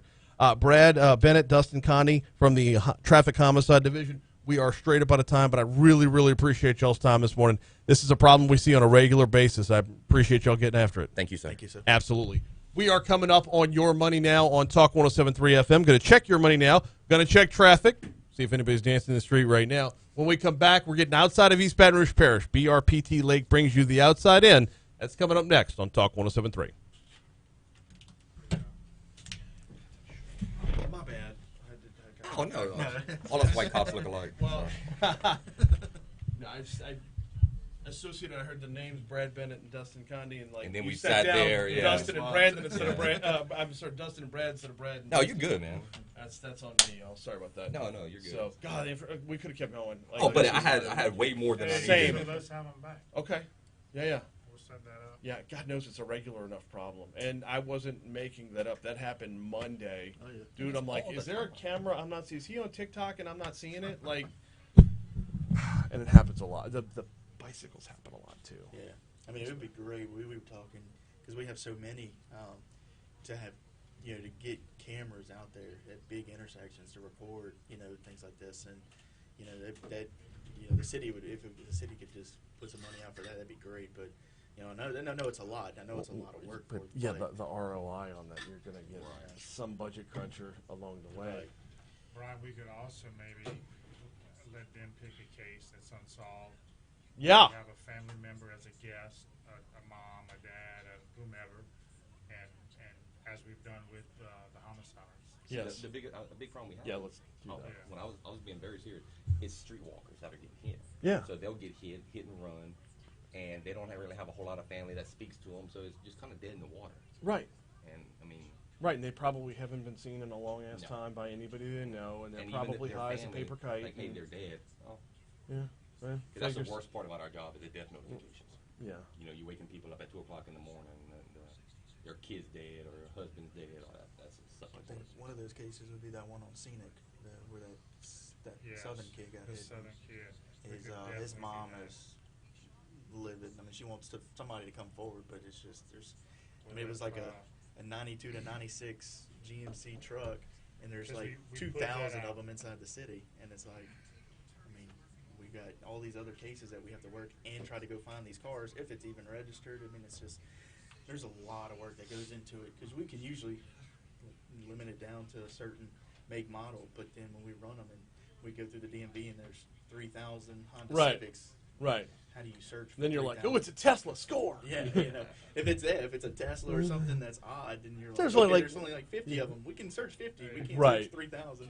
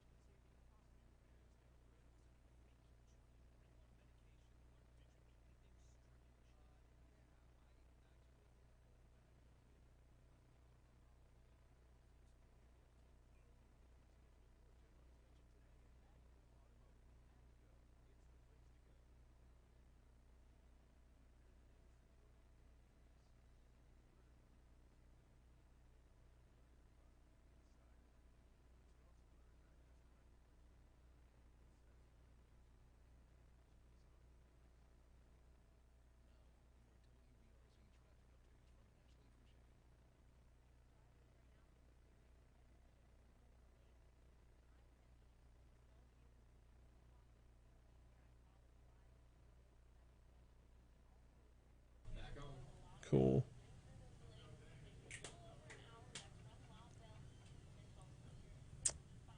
I'm blaming Don for that.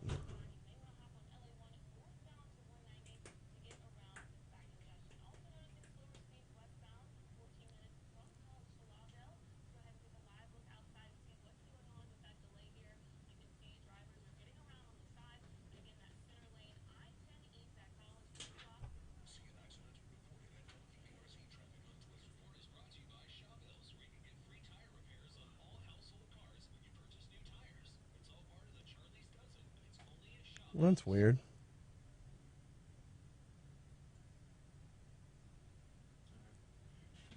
Sweet.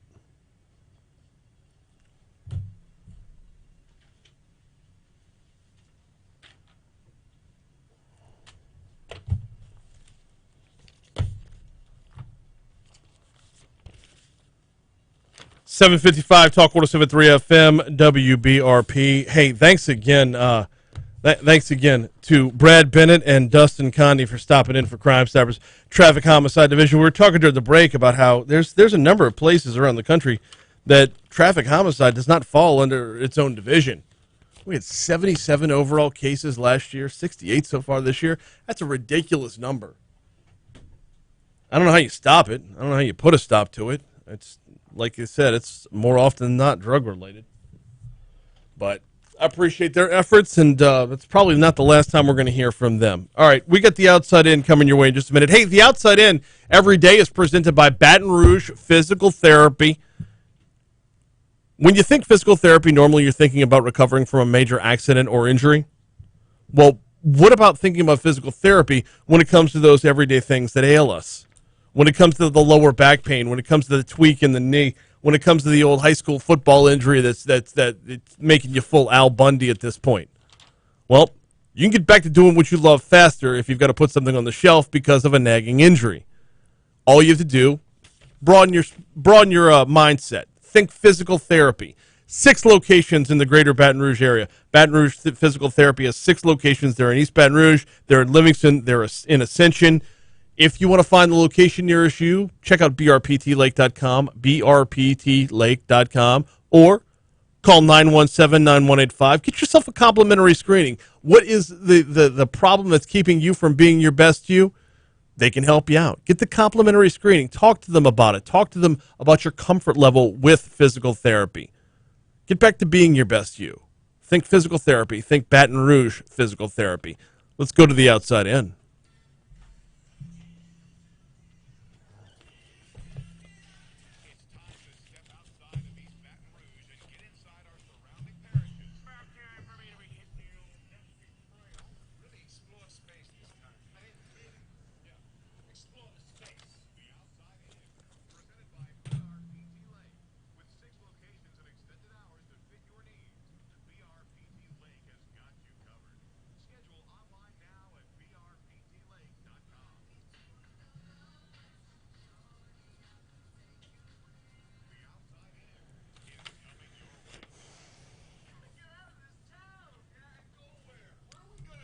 Going to start off at St. Charles Parish. Truckers attempting to cross the Bonacary Spillway will encounter a roadblock due to a massive vehicle fire that happened a few days ago. The Department of Transportation and Development said the left lane on I-10 East at the Spillway remains closed, as what remained closed as of yesterday afternoon. 18-wheelers will not be allowed to go east past the Gramercy exit. They're being forced to use I-12 and I-55 as an alternate route. Families in Ascension Parish whose loved ones are buried at the Mount Zion Cemetery are outraged after their keepsakes, flowers, and other belongings were cleared from the grave sites without much notice. Quote, "I was horrified," said Donna Baxter, who went to visit her grandparents' grave. Baxter and many others spent Wednesday afternoon searching through trash bags, desperately trying to find any items brought for their loved ones that were buried there. Families understand the grounds have to stay tidy, but hope there would be more notice that mementos and for their loved ones would be removed. While we're in Ascension Parish, leaders have developed a website to let residents know when to expect storm debris to be picked up. The parish said the interactive map on the parish's website will show where crews are working, planned on working, when the first pass will be completed, and what areas have been cleared. Visit the Ascension Parish parish government website for more. In Livingston Parish, plans to spray for mosquitoes have been put on hold. The good weather has led Livingston's Homeland Security and Emergency Preparedness to cancel the treatment. Parish President Leighton Ricks says they're confident the fall weather can prevent or remove the mosquitoes from breathing. He says hopefully this wind will push most of that standing water out of here. Hopefully we won't have to spray. That is going to do it for the Outside In, presented by BRPT Lake. Baton Rouge Physical Therapy, brptlake.com is the website. Quick break for CBS News. When we come back, This Day in History is coming up next.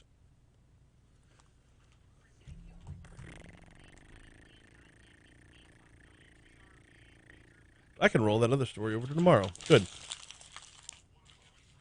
All right.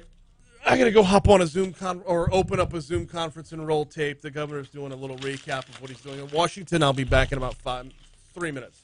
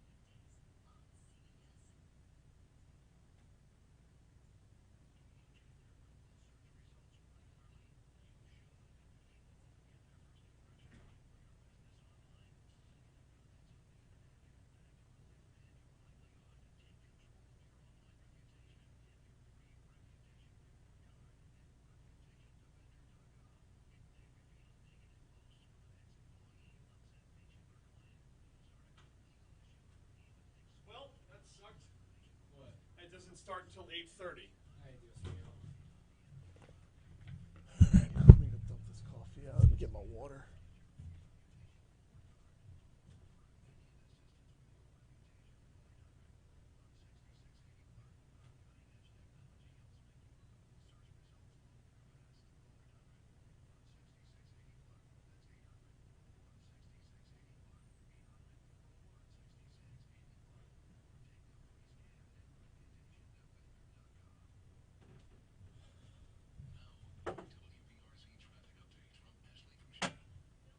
There it is.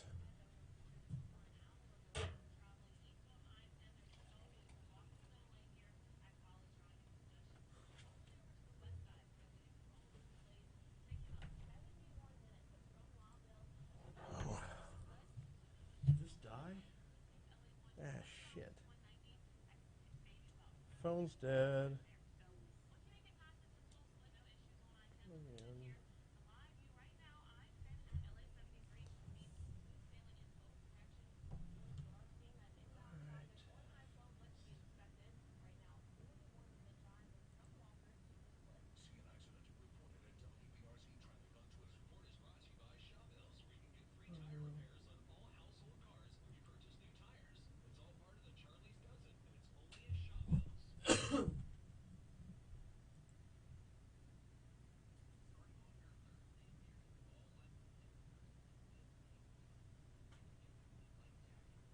That looks good. Why is it?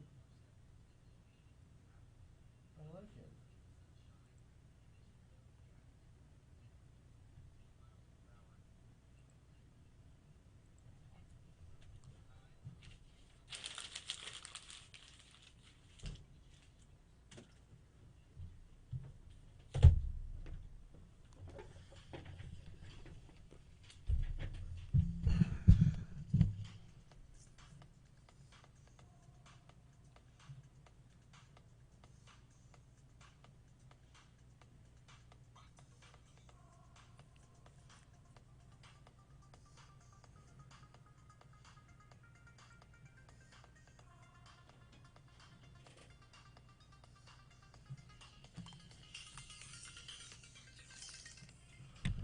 .806 Talk 107.3 FM WBRP Mornings with Brian Haldane, rolling right along. Hour number 3 coming your way right now. We're going to talk with a former FBI agent in our next segment about the curse of the Chippendales. This is a new docuseries coming to Discovery Plus. Discovery Plus has been pumping out the true crime content, and we've been all over it. We've been getting great access to those that are involved with producing or with creating that those new shows. Scott Garriola is going to join us in our next segment to talk about this case that involves murder for hire, it involves arson, it involves the Chippendales. Yes, you did hear that right. No, not the Patrick Swayze, Chris Farley sketch from SNL, but the same outfit that inspired that sketch. So it's a new docuseries coming to Discovery Plus. We're going to talk about it next. Also, we're talking about revolutionary new cancer treatments later on this hour.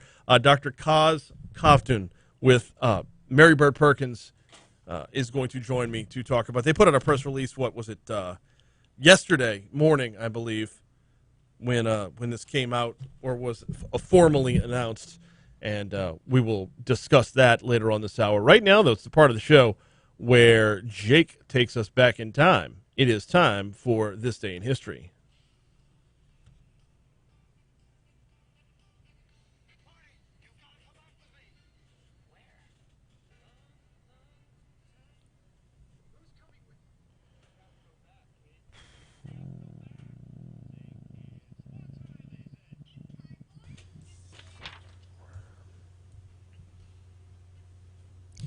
Good morning, everybody. How you doing, Brian? I'm well. How are you, sir? It's weird. We've been sitting here in the same, we've been sitting across from each other for the last 2.5 hours, and now you're asking me how I'm doing? Oh, come on. Don't Come act on like now. Come on. I say good morning Come to you on. every I morning. know. I know. Come on now. You should know how I'm doing by now. You're fine. I know this because we start the show with it. All right, people. Well, you know what this is. It is time for This Day in History. My name is Jake Barty. We're starting things off in 1642. Harvard College in Cambridge, Massachusetts. First commencement. 1845. I wonder what that graduation speech was like, because that's the only time in the history of any university, or the history of that university, I should say, where the chancellor or the president or whomever can be like, "You guys really are the best graduating class ever." He said it every year since, but that time he meant it because But it was the also only one on the equally table. true, they were the worst graduating class of all time. That's fair. In that moment, That at is least. fair. That is fair. Going swiftly along about 200 years in the future, 1845, the first baseball team, the New York Knickerbockers, which is interesting because they were now a basketball team.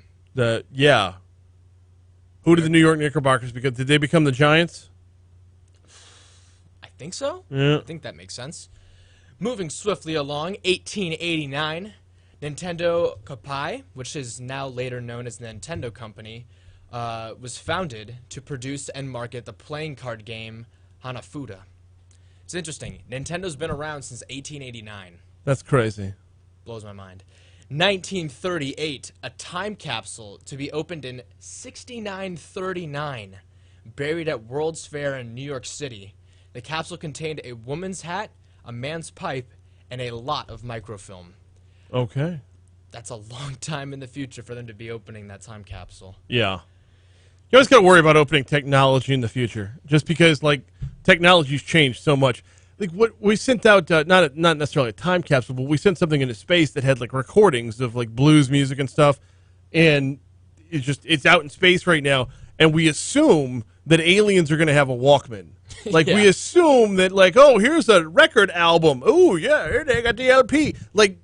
How do you don't make that translate? You got to fire out the CD. Maybe they included the pocket rocker in there with it and be like, boy, that's a very specific early 90s reference.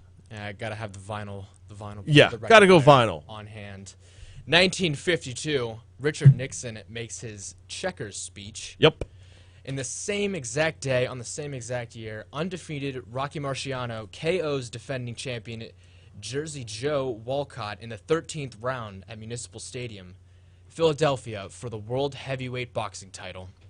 All right. 1994, The Shawshank Redemption is released. It's on the top of my list of movies I haven't Really? seen yet. Wait, you haven't seen? I know it's really good. I know it's good. But hey, this came out a couple years before I was born.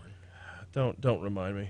Good Lord. It's fine, okay? 2009, TV comedy Modern Family premieres on ABC, starring Ed Neal and Sofia Vergara. Ed O'Neill. Ed O'Neill. Wow, that's crazy. I referenced Al Bundy a little while ago. 2018, 39-year-old New Orleans Saints quarterback Drew Brees throws 17-yard pass to Michael Thomas to become NFL career pass leader, breaking Brett Favre's record of 6,300 completions. Saints beat Falcons 43-37. Darn right they do. Mm-hmm. Who dat, baby? That will conclude it for the historical events. Okay. Moving swiftly along to birthdays, Louisiana's own Anthony Mackie, the Falcon, now known as Captain America, is 43 years old today. If you want just great entertainment, go to YouTube and look up Anthony Mackie, Stephen Colbert, gas stations. It's hilarious. It's hilarious. Yes, watch it after the show, obviously, but it is hilarious. Anthony Mackie is native of New Orleans. Talks about how he talks about the duality of New Orleans and how you can get the best food ever from a gas station on the corner. I mean, talking like Brothers or Blue Store here in Baton Rouge, but you get Triangle down in New Orleans. The whole bit is funny. So he's a very entertaining man. Yes, he is. Moving swiftly along, Bruce Springsteen, turns 72 today. Okay. Ray Charles, he was he unfortunately passed in 1930, but he was born on this day, he was born in 1930. Born in 1930. Yes. Yeah. Matt Hardy, for any wrestling fans out there, turns 46 today. Jason Alexander turns 61. I think he was in Seinfeld. Wow. Yeah, he's George Costanza. Yeah. Oops.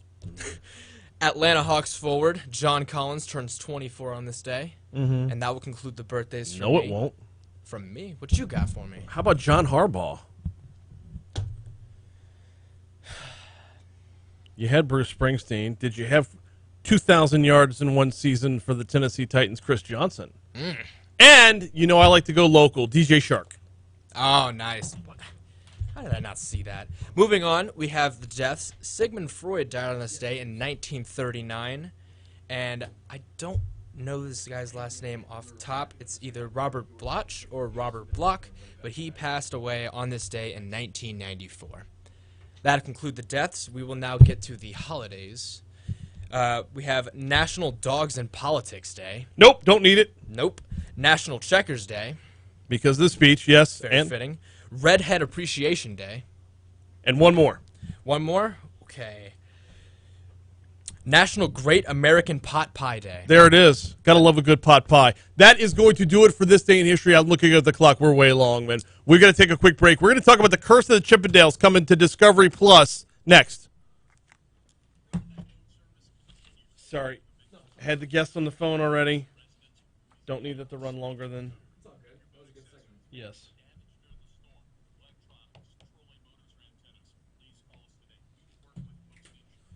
Are there any promos that can be deleted out of this? I want to get to this guy as quickly as possible.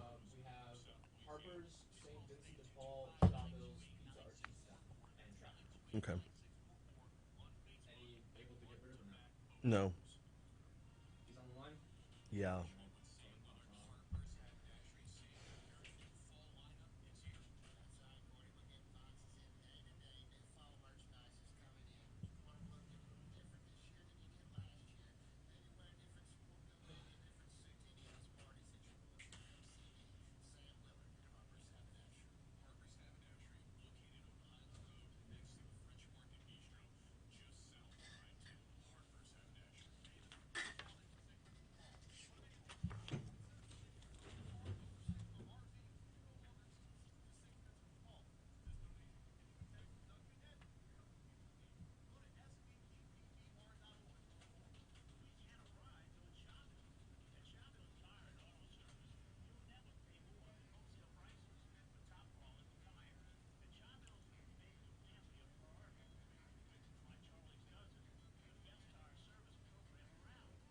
Okay.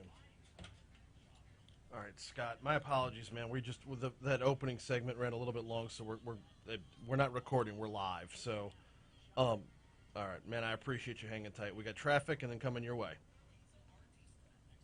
You sound fantastic. Yes. By the way, side note, and we're not on the air yet. I'm just talking to you out here. Side note, I find it remarkably curious that so I was supposed to have Eric Gilbert on, and like the day before, I'm told he's disappeared. Oh, wait, is this folded into the whole thing here?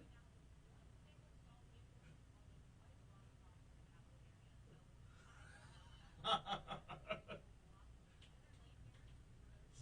yeah, just that definitely raised an eyebrow to say the least. Yeah, hang tight, coming your way.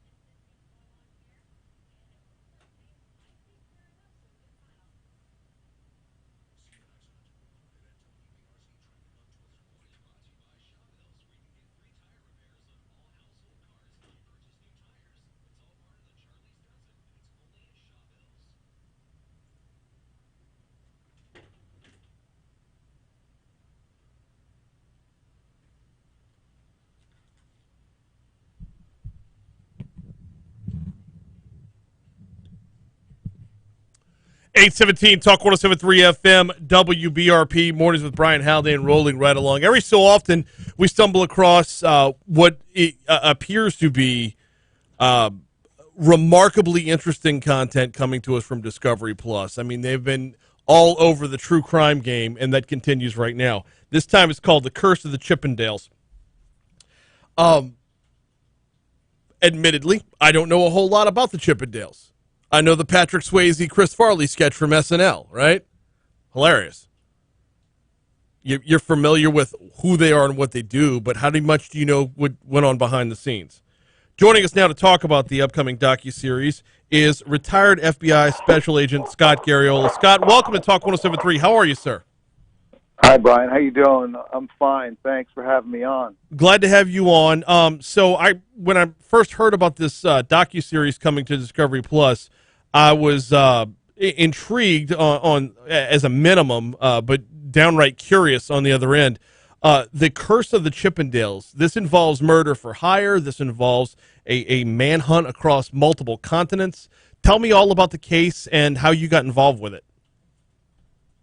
Well, actually, it's kind of funny. My first office, I was stationed in New Orleans back in the 80s, and in Baton Rouge is one of our sub offices out of New Orleans. So I transferred out of there in '91 and back to Los Angeles, and I walked into this the beginnings of this very interesting case. And basically, what the case comes down to, Brian, is greed. The owner of Chippendales was an Indian immigrant.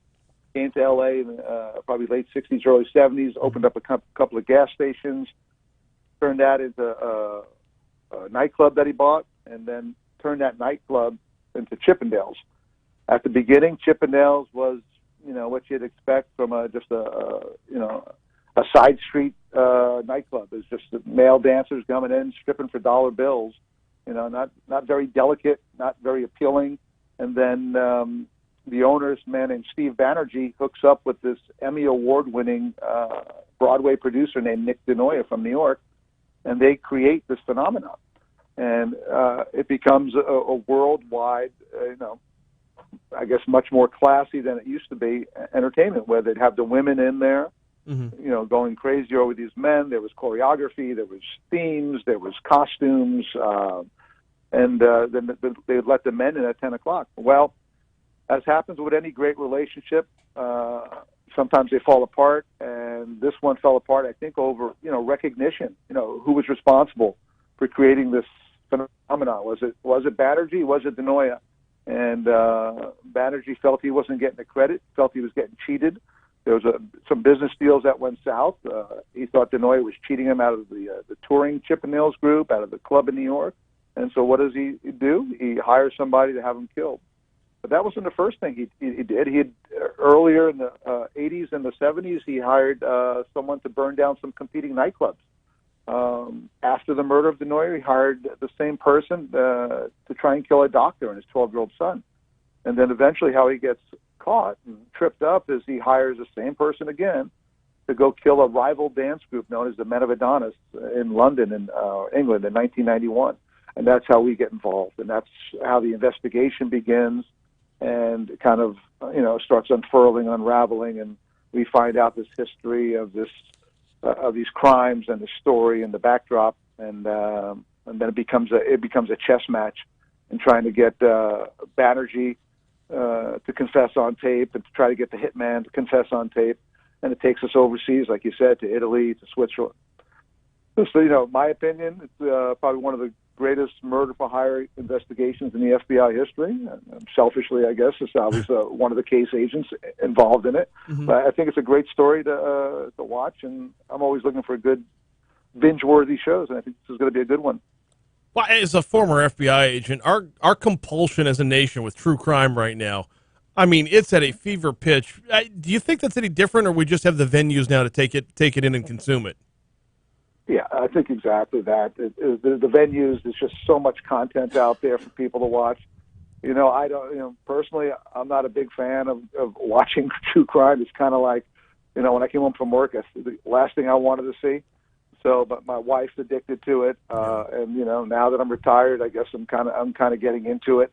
I love a good police drama. So, yeah, I think that you're exactly right. There's just so many more outlets for it. There's so much more content out there, and just so much great things to watch and binge, and hopefully this is one of them. I mean, as a former FBI agent, do you watch true crime the way a coach watches game film? Yeah, a little bit, I have to confess. I'm saying, when I watch some of these shows, I'm saying, we would never do that. Right. Or, how is it possible this guy has that many murder cases in this small town? Something's not making sense here. Or, my wife and I will try and guess, who done it at the very beginning. Right. She's awfully usually more right than I am, unfortunately. So it's more like picking the March Madness bracket, where the person who knows the least ends up winning the whole thing. Exactly. We're talking with Scott Garriola. He's a former FBI special agent with ties to New Orleans and Baton Rouge, no less. Amazing. So in making this, what kind of time went into the docuseries itself, and what can folks expect to take away from it? Is it just the intrigue of everything from the world of what the Chippendales became, which was such an 80s thing to begin with, even though it launched in 79, but is it more the intrigue of the case or the step-by-step process that went into solving it? Well, I think it's going to be from the actual creation of Chippendales, how it transformed. That's going to be a big part of it. I mean, it's kind of everything you want to see. There's sex, albeit it's a lot of semi-naked men. There's a lot of intrigue, a lot of drama, a lot of conflict between the main players. Personally and selfishly, yeah, I think the investigation is a major part of it. It was a really trying investigation. We had a lot working against us. Our informant was the guy that was the main player that Banerjee hired to do all these dirty deeds, but Banerjee knew we had locked him up, and so just trying to get Banerjee to trust him, and then trying to get a hitman to talk on tape about a murder he committed, several years before. That's not an easy thing, especially when that hitman's locked up in prison on an unrelated charge. So we had a lot of obstacles. We had a lot of very, in my opinion, ingenious and creative ways to overcome them. Mm-hmm. And I think the audience is going to really like them. The ending is, it's a classic textbook, Hollywood type ending, but it's true. I don't want to spoil it for your viewers and your listeners rather, but I think the ending is shocking. It's just it's a perfect icing on the cake for the story.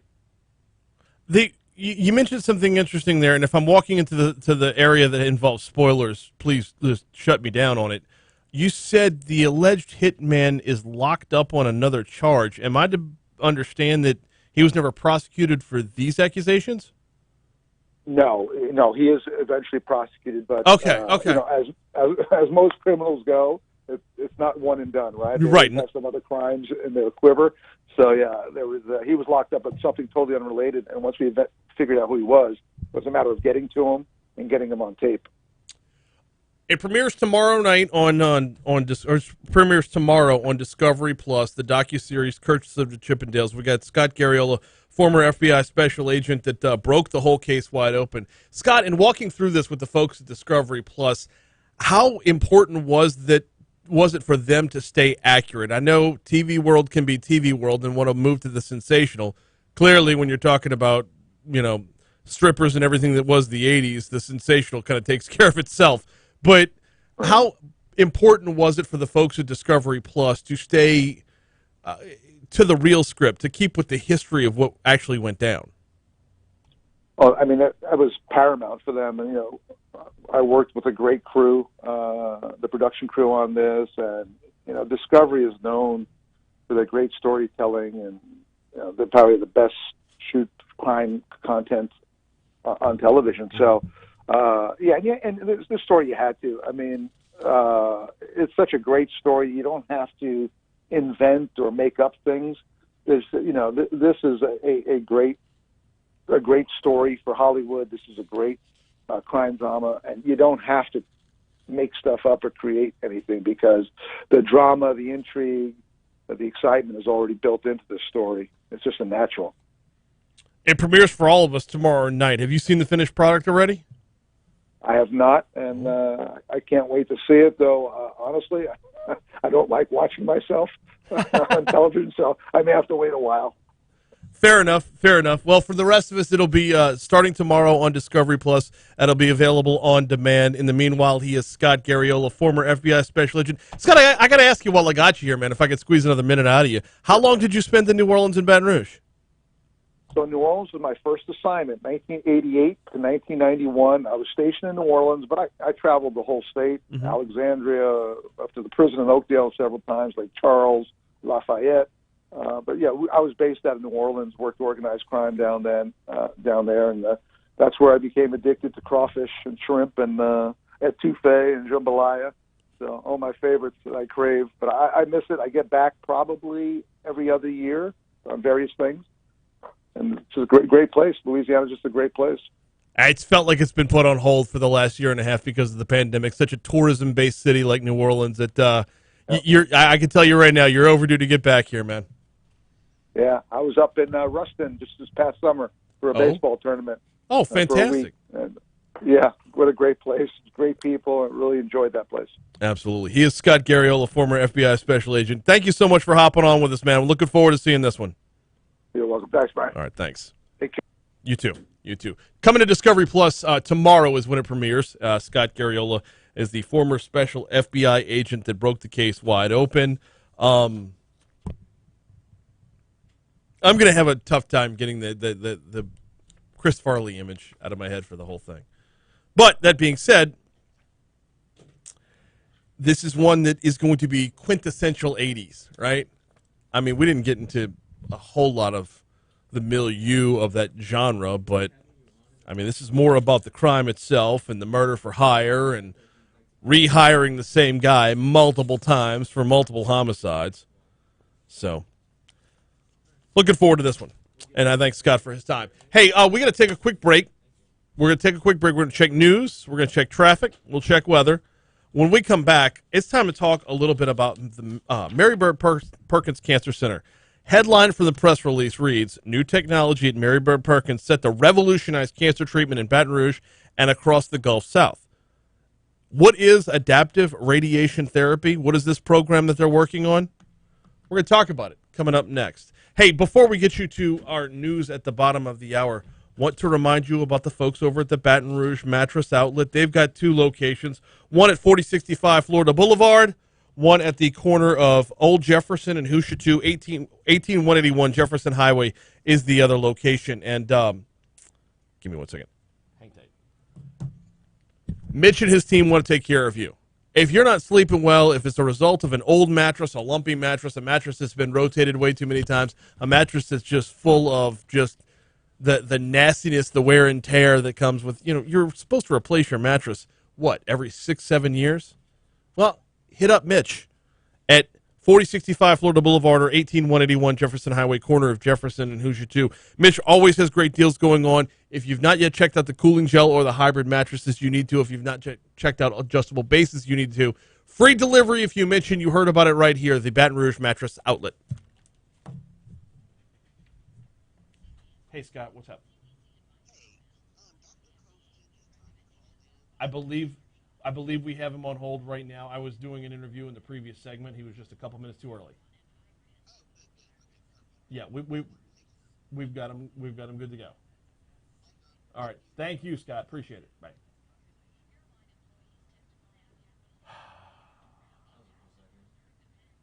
Yeah.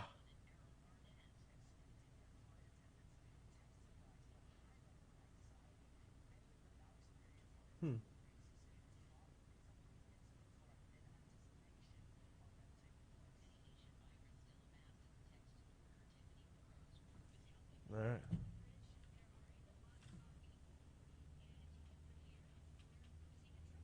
Oh, let me go get this started again.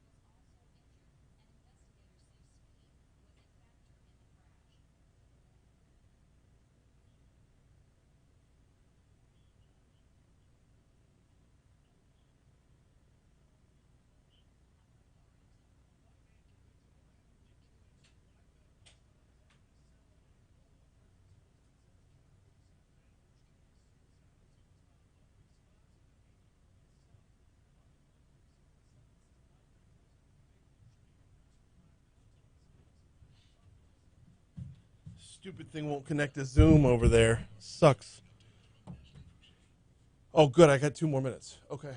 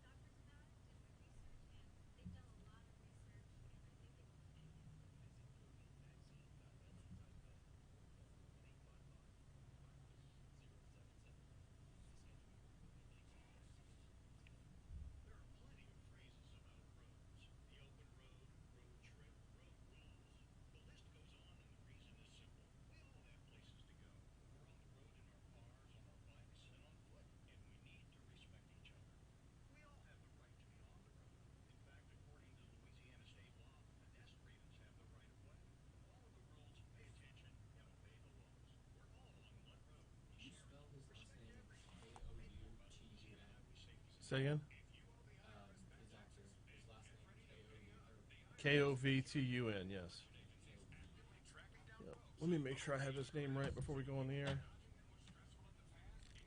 Hey, Doc. Hey, this is Brian. We're going to be up in just about a minute. I want to make sure I'm pronouncing your name right. Koss. Okay.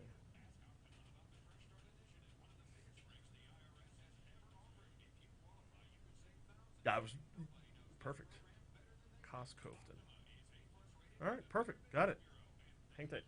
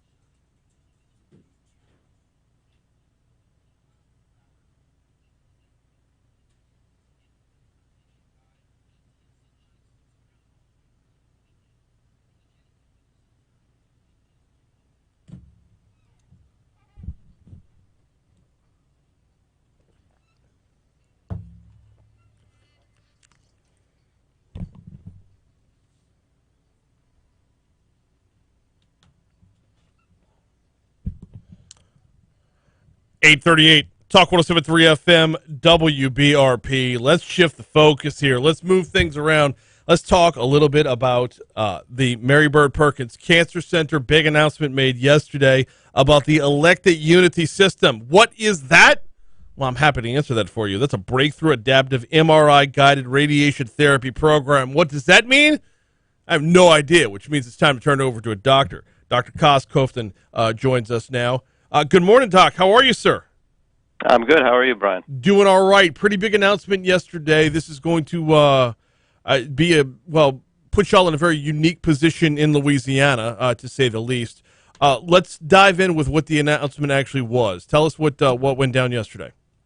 Yeah, so we're proud to announce that here at Mary Bird Perkins in Baton Rouge, we're going to be getting a system called the Electa Unity system, which is an MRI-based way to deliver very focused radiation therapy. And I'm a radiation oncologist, so I'll be heading up the program over here.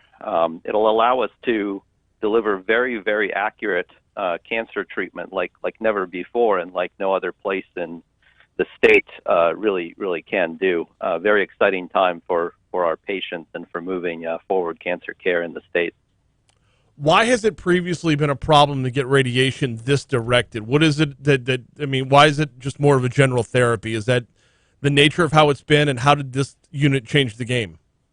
Yeah, that's a great question. So, this is all an effort to really personalize our care more and more as we tailor our treatments. So, sort of standard radiation therapy for cancer is done based on a plan that's made at the beginning of the patient's radiation treatment.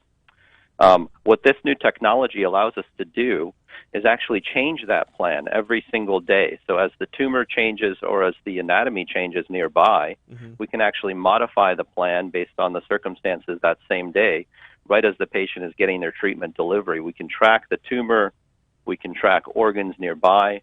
This allows us to go potentially to higher doses to cure more cancer and help more with symptoms, but on the other hand also allows us to make the treatment safer and for patients to have less side effects. So it naturally, when you say it's more directed and less overall general, fewer side effects would be my next logical question.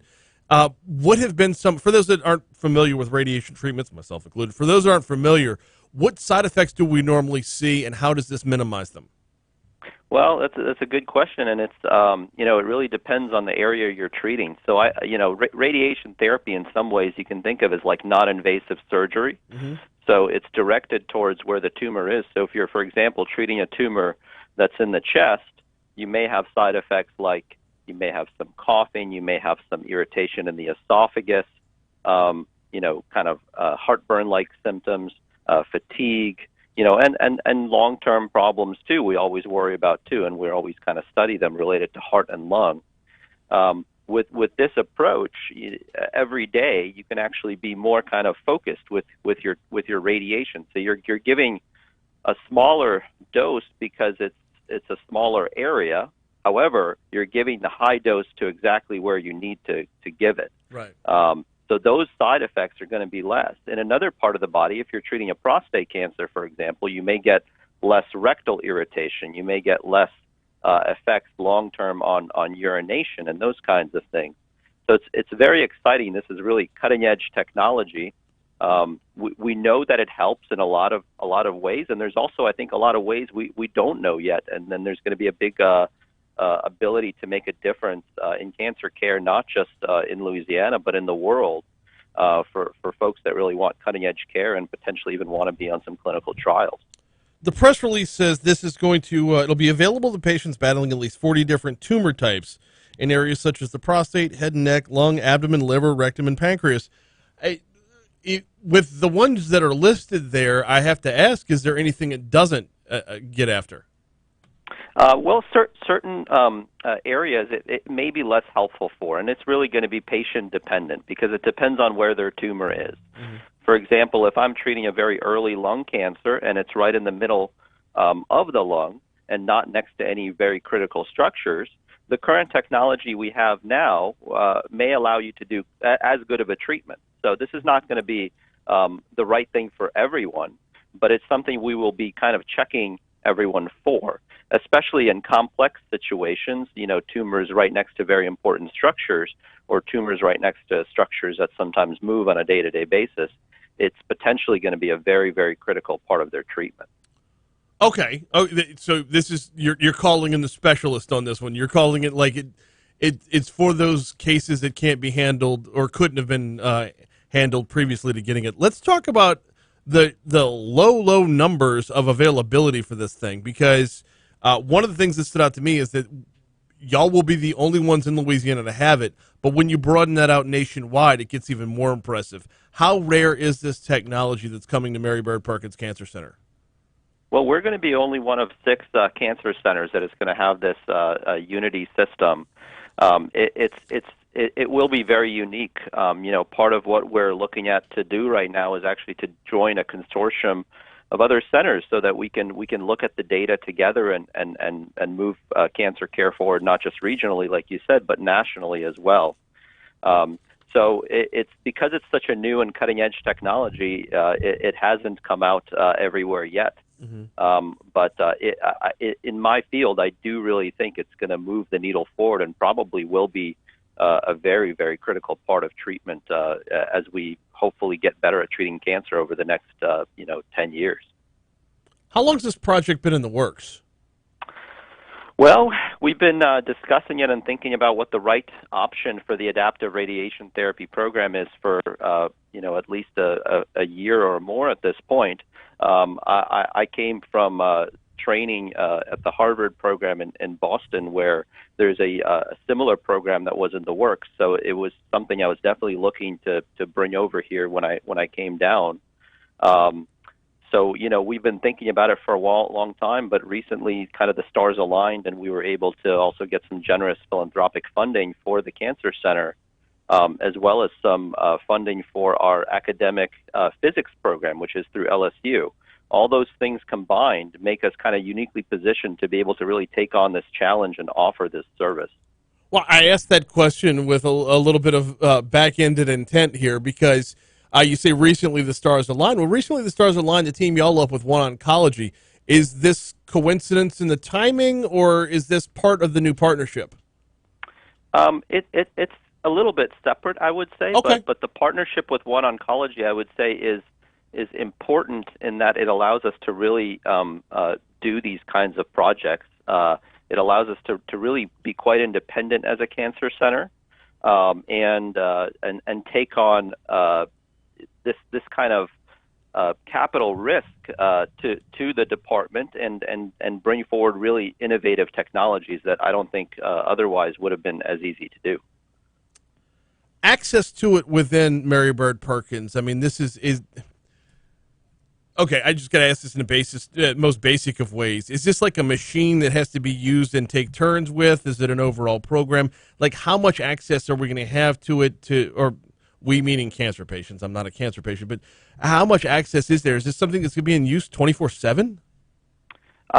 Typically not. So we'll probably be, treating during kind of business hours, if you will. But if the need arises, we can certainly expand that. The technology will physically be located at our Essen Lane location in Baton Rouge. Now, we do have satellite locations in other places in the North Shore and Gonzales as well.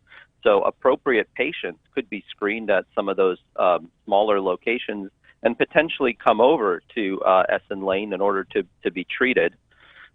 So we will be doing that. One of the things also this technology could allow is for us to be a little bit more focused in our treatment in terms of time. So if a typical radiation treatment, for example, for prostate cancer may take 44 everyday treatments, something like this could allow us to do what's called stereotactic body radiation therapy, very focused radiation treatment, where we may do that same treatment in as little as 5 treatments.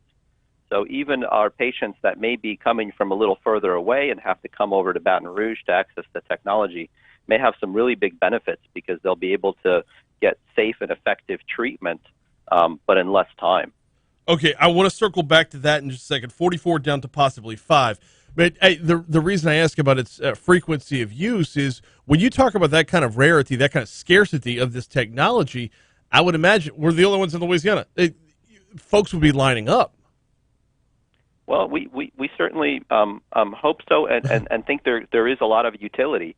We will see as the program rolls out, hopefully, around the summer of next year, what the needs are, and with partnerships and with together with the OneOncology partnership, as you mentioned, there's hope that we can expand this program if the need really grows, which I agree, I think it will. The endurance that it takes to go through cancer treatments, radiation treatments, the level of encouragement you have to have as a doctor in this field to hear that one of your patients, or as many as possible of your patients, can go from 44 treatments down to 5. I mean, from a recovery aspect, that's got to do so much for not just the wind, not just the strength, but the morale as well. Yeah, I agree. I mean, patients go through a lot. We're always pushing the envelope of what we can do and trying to maximize our what's called therapeutic ratio. Basically, the chance that we help more than the chance that we hurt. And ultimately, this technology is going to increase that therapeutic ratio, help our patients get through the treatment they need, and hopefully be cured more and do better from their treatments. The Mary Bird Perkins Cancer Center acquiring an Electa Unity system, and this is going to be a game changer. Dr. Koutun, thank you so much for joining us this morning. It's fascinating stuff, man. I'm looking forward to hearing more. Happy to do it. Great to hear from you. Likewise. Thank you so much. I mean, if you've ever had a family member go through cancer treatment, radiation especially, you know what a long haul that is. It's just when you're in it, just the we got a break for Your Money Now. I'll pick this up on the back end. We'll check Your Money Now. We'll check traffic. Then we'll close things out on Talk 107.3. Let me go see if this thing started. I'll be back in 60 seconds.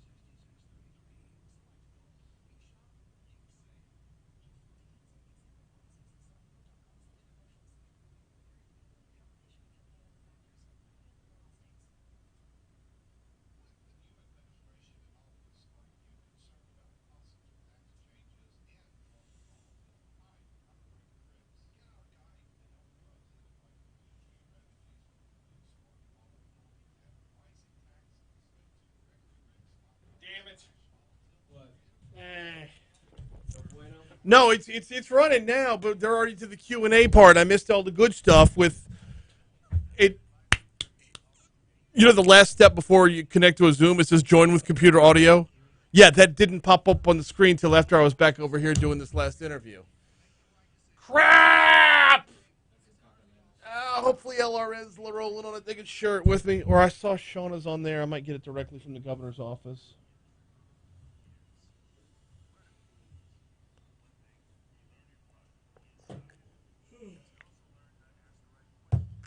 As far as guests on the show today, and interviews, it's pretty stacked. At least if you ask me, I found a lot of it, most of it, very interesting. Thank you. Yeah, it was. That was by design. I wanted to make sure that it wasn't much me and a whole lot guest heavy today. Just knowing I wasn't going to be that dialed in on show prep last night because it was my anniversary. Here's the thing, though. The number of calls I made, I'm already booked up for tomorrow, too. Like, tomorrow's slate is full. So, everything from medical marijuana to Tiger Air with the cooling the football helmets to who else is on tomorrow? Haggai's in for Cup of Tech Gumbo, then John Davis, then... Yeah, I don't know. Tomorrow's show's already full.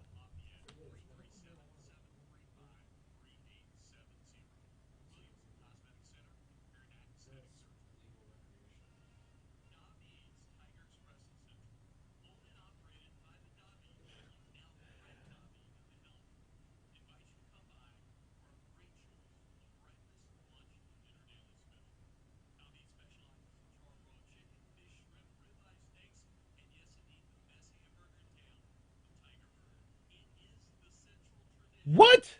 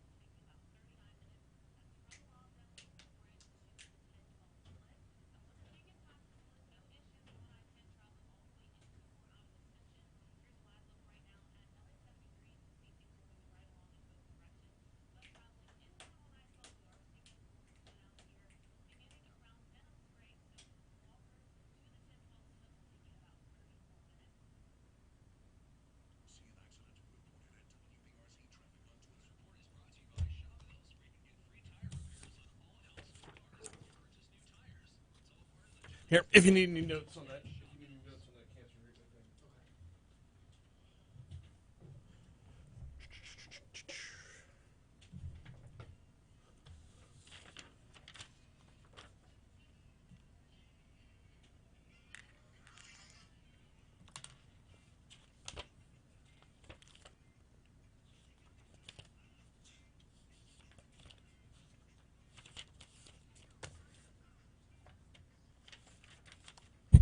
856, Talk 107.3 FM, WBRP. Thanks to Dr. Kaz Koutun from Mary Bird Perkins Cancer Center for hopping on board in our last segment. That thought I was trying to complete when I was running out of time before Your Money Now was that it just, if you've had a relative, and most of us have at this point, if you've had a relative who's gone through extensive cancer treatments, you know how laborious it is for the patient and for the family.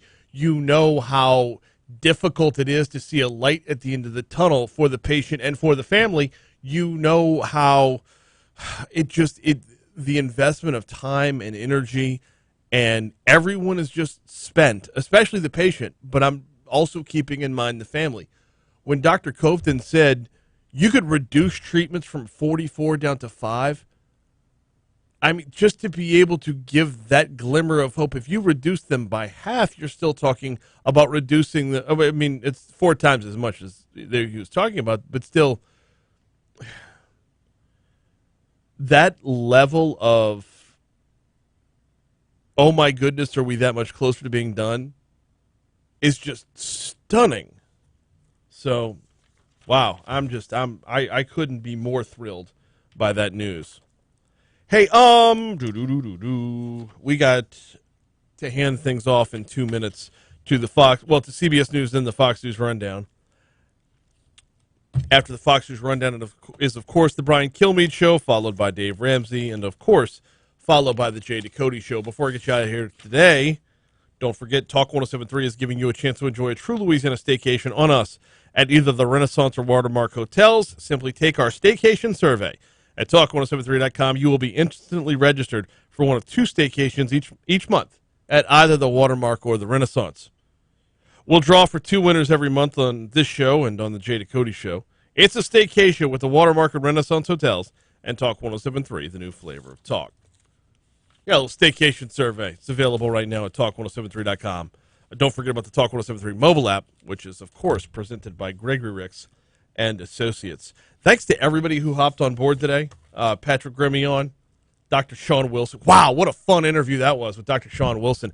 And we only scratched the surface. Okay, if you missed it, it was 7:15 this morning, 7:15 to 7:30. It's available on demand at talk1073.com. But we started getting into the infrastructure and whatnot, and I could kind of feel like, you know where he's at. He's the head of Department of Transportation. His whole agenda in life right now, get more money to build more roads and bridges. Boom. Period. End of sentence. What about everything else that's tied into that? He doesn't have to care. He's the head of Department of Transportation and Development. Right? The rest of it doesn't matter to him. Just more money for roads and bridges. That's his whole focus. Well, we started talking about that. We started talking about electric cars and the like. Just a fascinating conversation. That's available at talk1073.com. I don't have enough time to get to another topic. Oh, we got to get out of here. Thank you so much for listening. We'll see you tomorrow.